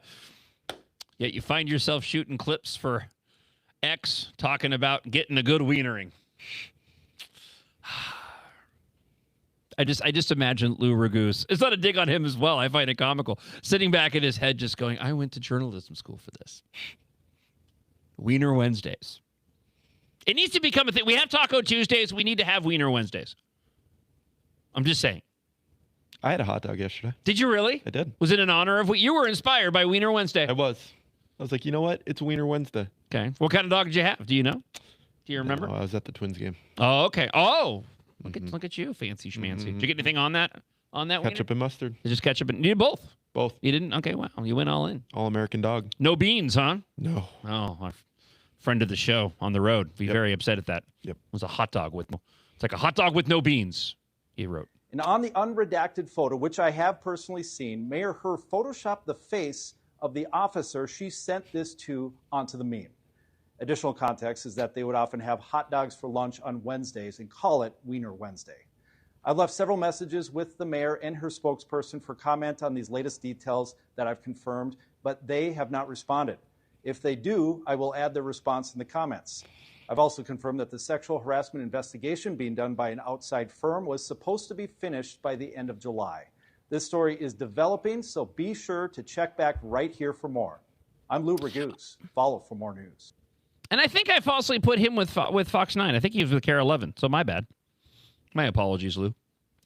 So, according to the allegations that were confirmed by KARE 11, it was unwanted physical contact, sexualized communication from Mayor Herr to the police chief, commenting, as he mentioned, on the breasts of a female deputy chief in a locker room when asking that woman her thoughts on hers breast. Okay, so that's a little added rub. Oh, probably. Come on. Not the right language. Come on. That. What? What are you talking about? So, commenting on the breasts of a female deputy chief in a locker room, and then asking that same woman her thoughts on the mayor's own breasts. What do you think? It's just weird. Also, here's a little bit more from Lou Raguse. And again, I don't know what I find more entertaining, the details or the fact that Lou Raguse has to report on this. She was just joking. That's the response tonight from St. Paul Mayor Kali Herr after I revealed new details about the sexual harassment allegations she faces. Her statement in full says, as mayor, I take my responsibility to treat every employee with professionalism and respect very seriously. I recognize that some of my attempts at humor fell short of the standard I expect of myself. We've fully cooperated with the independent investigation since it began in April and will continue to do so. I respect the investigative process and believe it's important to allow it to reach its conclusion. I remain confident that the full facts will come to light, and I will continue to focus on serving the people of St. Paul with integrity and dedication. I followed up with Mayor Herr's spokesperson to ask if the unwanted physical contact that Police Chief Axel Henry alleges against her was also a joke. A female deputy chief reported that she retired in part because the working relationship had become untenable after incidents including Mayor Herr commenting on the deputy chief's breasts. The external investigation was originally slated to be done by the end of July, but I'm not sure if that timeline is still realistic. I'm Lou Raguse. Follow for more news. So, in the allegations, again, Mayor Herr was allegedly doing that thing with my fingers, sex noises, pantomiming an orgasm while stretching in front of police officers at the department's weight room. Yeah, eek is right. Sending a meme to a police officer with his face photoshopped onto it, referencing wienering, which is a sex slang, according to the KARE 11 article. Attorney Christopher Mattel, who I mentioned yesterday, needs his own documentary at this point in time based off of the number of ridiculous cases that this guy's had to reside over.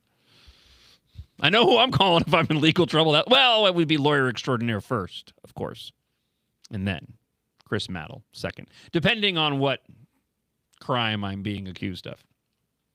Mattel writes that Chief Henry decided to designate himself as the formal complainant against her after becoming aware that the mayor's conduct has extended beyond isolated incidents and has included sexual harassment of subordinate city employees, including members of the St. Paul Police Department. I'm very pro believe all police chiefs. Just want to put that out there. I'm very pro believe all law enforcement officers. Just want to state that for the record. I hope you'll join me. I'm going to get myself a Me Blue. Hashtag Me Blue. The letter includes a screenshot of the text message to a city employee from her talking about the happy Wiener Wednesday. And then along with the text of the image wrapped in a blanket. Attorney Mattel demanded that the city take steps to perform a full file system extraction of each of Mayor Herr's mobile phones. We talked about that yesterday, but why do I get the feeling not only would that be highly entertaining, but also probably very revealing into the background of Mayor Herr beyond all of this? Like, if you're willing to go and do all of this in public, assuming the allegations are true, what else is not privy to everybody that's going on? I mean, if this is your public behavior, what's happening in that private life? What is her stance on public bathhouses? Is she working on an ordinance? Is there one in St. Paul? Inquiring minds want to know. Will they have a Wiener Wednesday special? I think they should. If there's any discount, the Twins should offer. True. A Wiener Wednesday. Nathan's should do a special. It's usually our go-to is Nathan's. Just throwing it out there. Good choice. In case they wanted to sponsor the show. If you want to sponsor the show, john.justice@americanexperiment.org. In her statement Wednesday, Mayor Herr also expressed her belief in the investigation. I remain confident that the full facts will come to light. Ooh, be careful what you wish for there, Ms. Herr. And I will continue to focus on serving the people of St. Paul. What does she mean by that, by the way? Excuse me, Miss Cooley Herr, when you say you want to serve the people of St. Paul, what exactly do you mean by that specifically? We want details. Oh, I'm sorry. She does say here. I should have read further. That's my bad. She said, I plan on serving the people of St. Paul with integrity and dedication, concluded the mayor's statement. Well, you know, something tells me she is very dedicated. When it comes to Mayor Cooley Herr, maybe, I'm of the opinion she goes all in. Let me get to a few points on this as your comments roll in to the blaster line. Again, 612-584-4565. So, first off, I have no expectation whatsoever that she is going to be held accountable for any of this. Okay. And it's DFL privilege. It's Democrat plot armor. It's just no one's going to care on the left. If she was a Republican, as we've stated, it would be a completely and totally different ball game. So I don't think there's any expectation by the individuals that are putting forward the allegations and launching the investigation, you know, Police Chief Axel Henry specifically. I don't think there's any expectation that this is going to bring about her resigning or being replaced by anybody. I say that because I want to personally dispense with any idea that there is some sort of other intention here regarding her that brought about these allegations, and that they are more than likely just about the allegations. And as further evidence in my mind, or further opinion, I should say, in my mind, investigations, right? These aren't fun. This isn't something that people want to do. Whenever you're in a situation where you have to go and address a circumstance like this, I mean, oftentimes they fall by the wayside just because people don't want to go there because they're not easy. You run the risk of having your own personal issues come to light that you may not want to share. These investigations are complete and total headaches. They're a pain in the butt. The point being, poor choice of words. Point being that you don't go and issue these types of allegations willy-nilly. You don't do it, I mean, unless you are really all in on retribution for some reason and there is something bigger, which is possible. No, I jokingly say I believe law enforcement officers, but in this case, yeah, I kind of look to this and I go, there's no real upside for the individuals making these allegations. I mean, apart from accountability for the individuals that were doing it. You know, and it speaks volumes about the character of this individual if she acted this way. My expectation is there's probably going to be a lot of other individuals who come out of the woodwork to go and talk about, like I mentioned at the top of the show. There's probably a lot of people around Cooley Herr who are like, oh, that's just how she is. They've probably gone about ignoring this in public behavior for a long, long time. And it's not an excuse for her to say, I thought my attempts at humor fell short. She said, I take my responsibility to treat every employee with professionalism and respect very seriously. I recognize that some of my attempts at humor fell short of the standard and I expect of myself. I fully cooperated with an independent investigation since the beginning in April and will continue to do so. If this is her sense of humor, okay, then she probably shouldn't be serving in this position. Because as a mayor of a major city, you think that it's okay to conduct yourself this way, which is kind of an admission that she did what they claimed that she did, right? That's not a denial. That's her saying that she was just trying to be funny, which kind of is an admission that she was making sex noises, asking law enforcement officers about their breasts and getting the opinion from them of her own. It's all very strange. Hello, I think I'm going to start acting inappropriately and then go to HR and say, oh, I was just joking, and see how that goes. I don't think it would go over very well, and I would encourage you not to do that. But you bring up a really, really good point that I'm going to close the show out on here in just a moment. Let me go back to the blaster line, 612-584-4565. I'm sure all of Mayor Herr's neighbors on Summit Avenue in St. Paul would be happy to join her for a Wiener Wednesday roast out. Seems like something Summit Avenue would approve of. Oh, a Wiener roast. It's not a bad idea. So the previous blast, Andrew, he made a really good point, right? Saying, I'm going to go and act inappropriately, and then I'm going to go to HR and say, oh, I was only joking. Okay. Let's wrap on this. So the Trump administration is now investigating the other story that we probably talked about as much as Herr's alleged inappropriate behavior, and that is these transgender dolls funded by your taxpayer money that has garnered all kinds of attention. The Trump administration is now investigating the Minnesota Department of Education over the alleged concerns about the transgender dolls being used in classrooms throughout the state. The U.S. Department of Education announced on Wednesday that it had opened the investigation after receiving a complaint from Minnesota parents who said that they were not told or given a chance to opt their children out of the activities involving transgender dolls. The dolls, called My Gender Dolls, are expected to be available to Minnesota educators for use with students as young as 4 years old. Working off a story here from Fox 9, presenting removable and interchangeable internal and external genitalia, gender-neutral names, and clothing options for both sexes. The announcement that the Protection of Pupil Rights Amendment, the PPRA, gives parents the rights to review instructional materials and opt their children out of certain activities.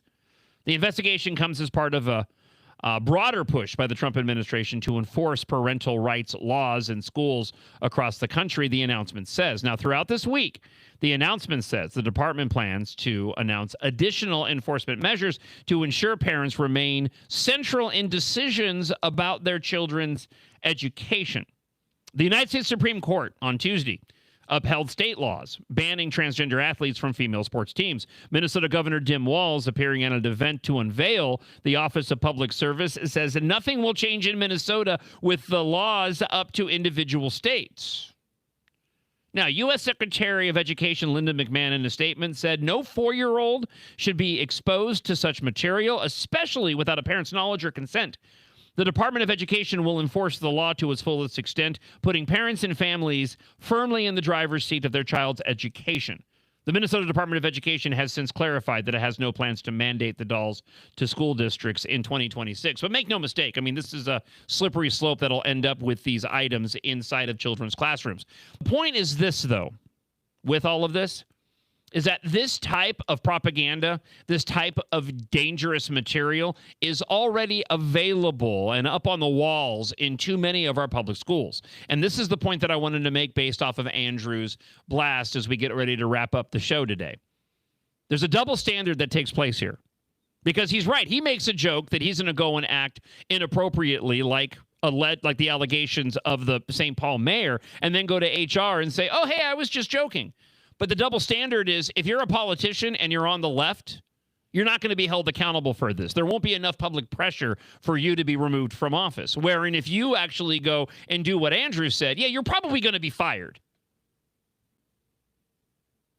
And there's a similar point to be made about what's happening here. We need to close the gap the gap in society that leads to how we treat children in normal everyday circumstances in society versus how we treat them in public schools, because there is a massive double standard that takes place here.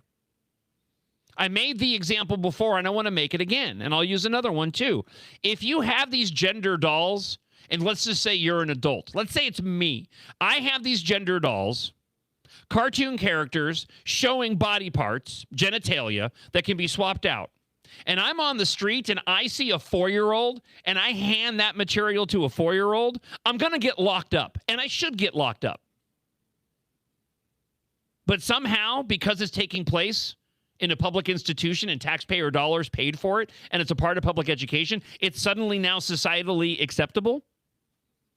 Think about the parades that take place in June. You have children that are lining the streets. You've got individuals out there walking around naked. Chubby dudes there in tighty whities bending over and twerking in front of children. Shame on the parents who brought them there in the first place. But here's my point. Totally socially acceptable. Totally fine, right? Nobody bats an eye. People may complain about it like myself, but in terms of any sort of repercussions for that, there aren't any. And yet, you take that same dude in tighty whities and bring him to a park with a bunch of kids running around and have him act the same way, he should end up and probably will end up in court in the same way that Shiloh Hendricks did.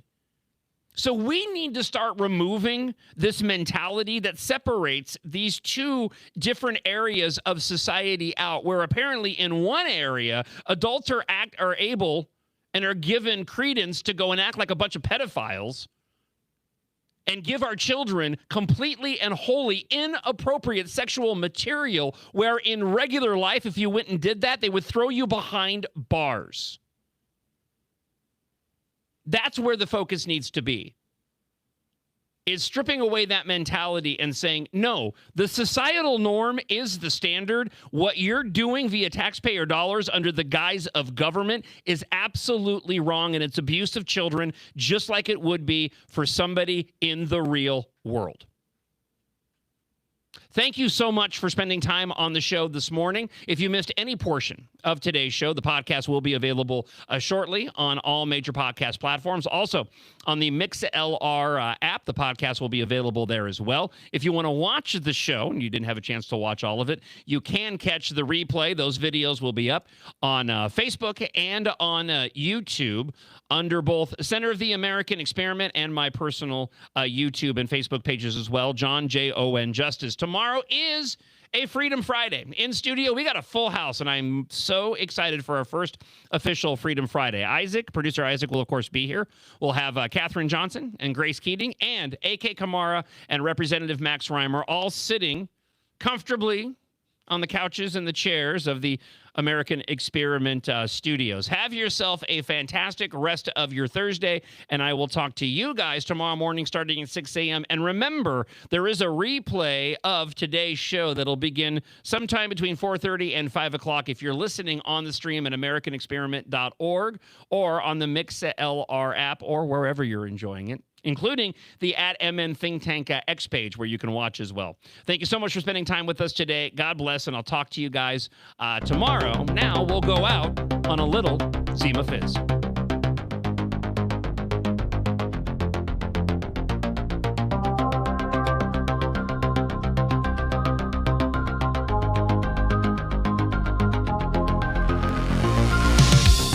She speaks through static waves at dawn, a voice that lingers when night is gone. Twin cities hum with stories spun. John Justice rides the rising sun.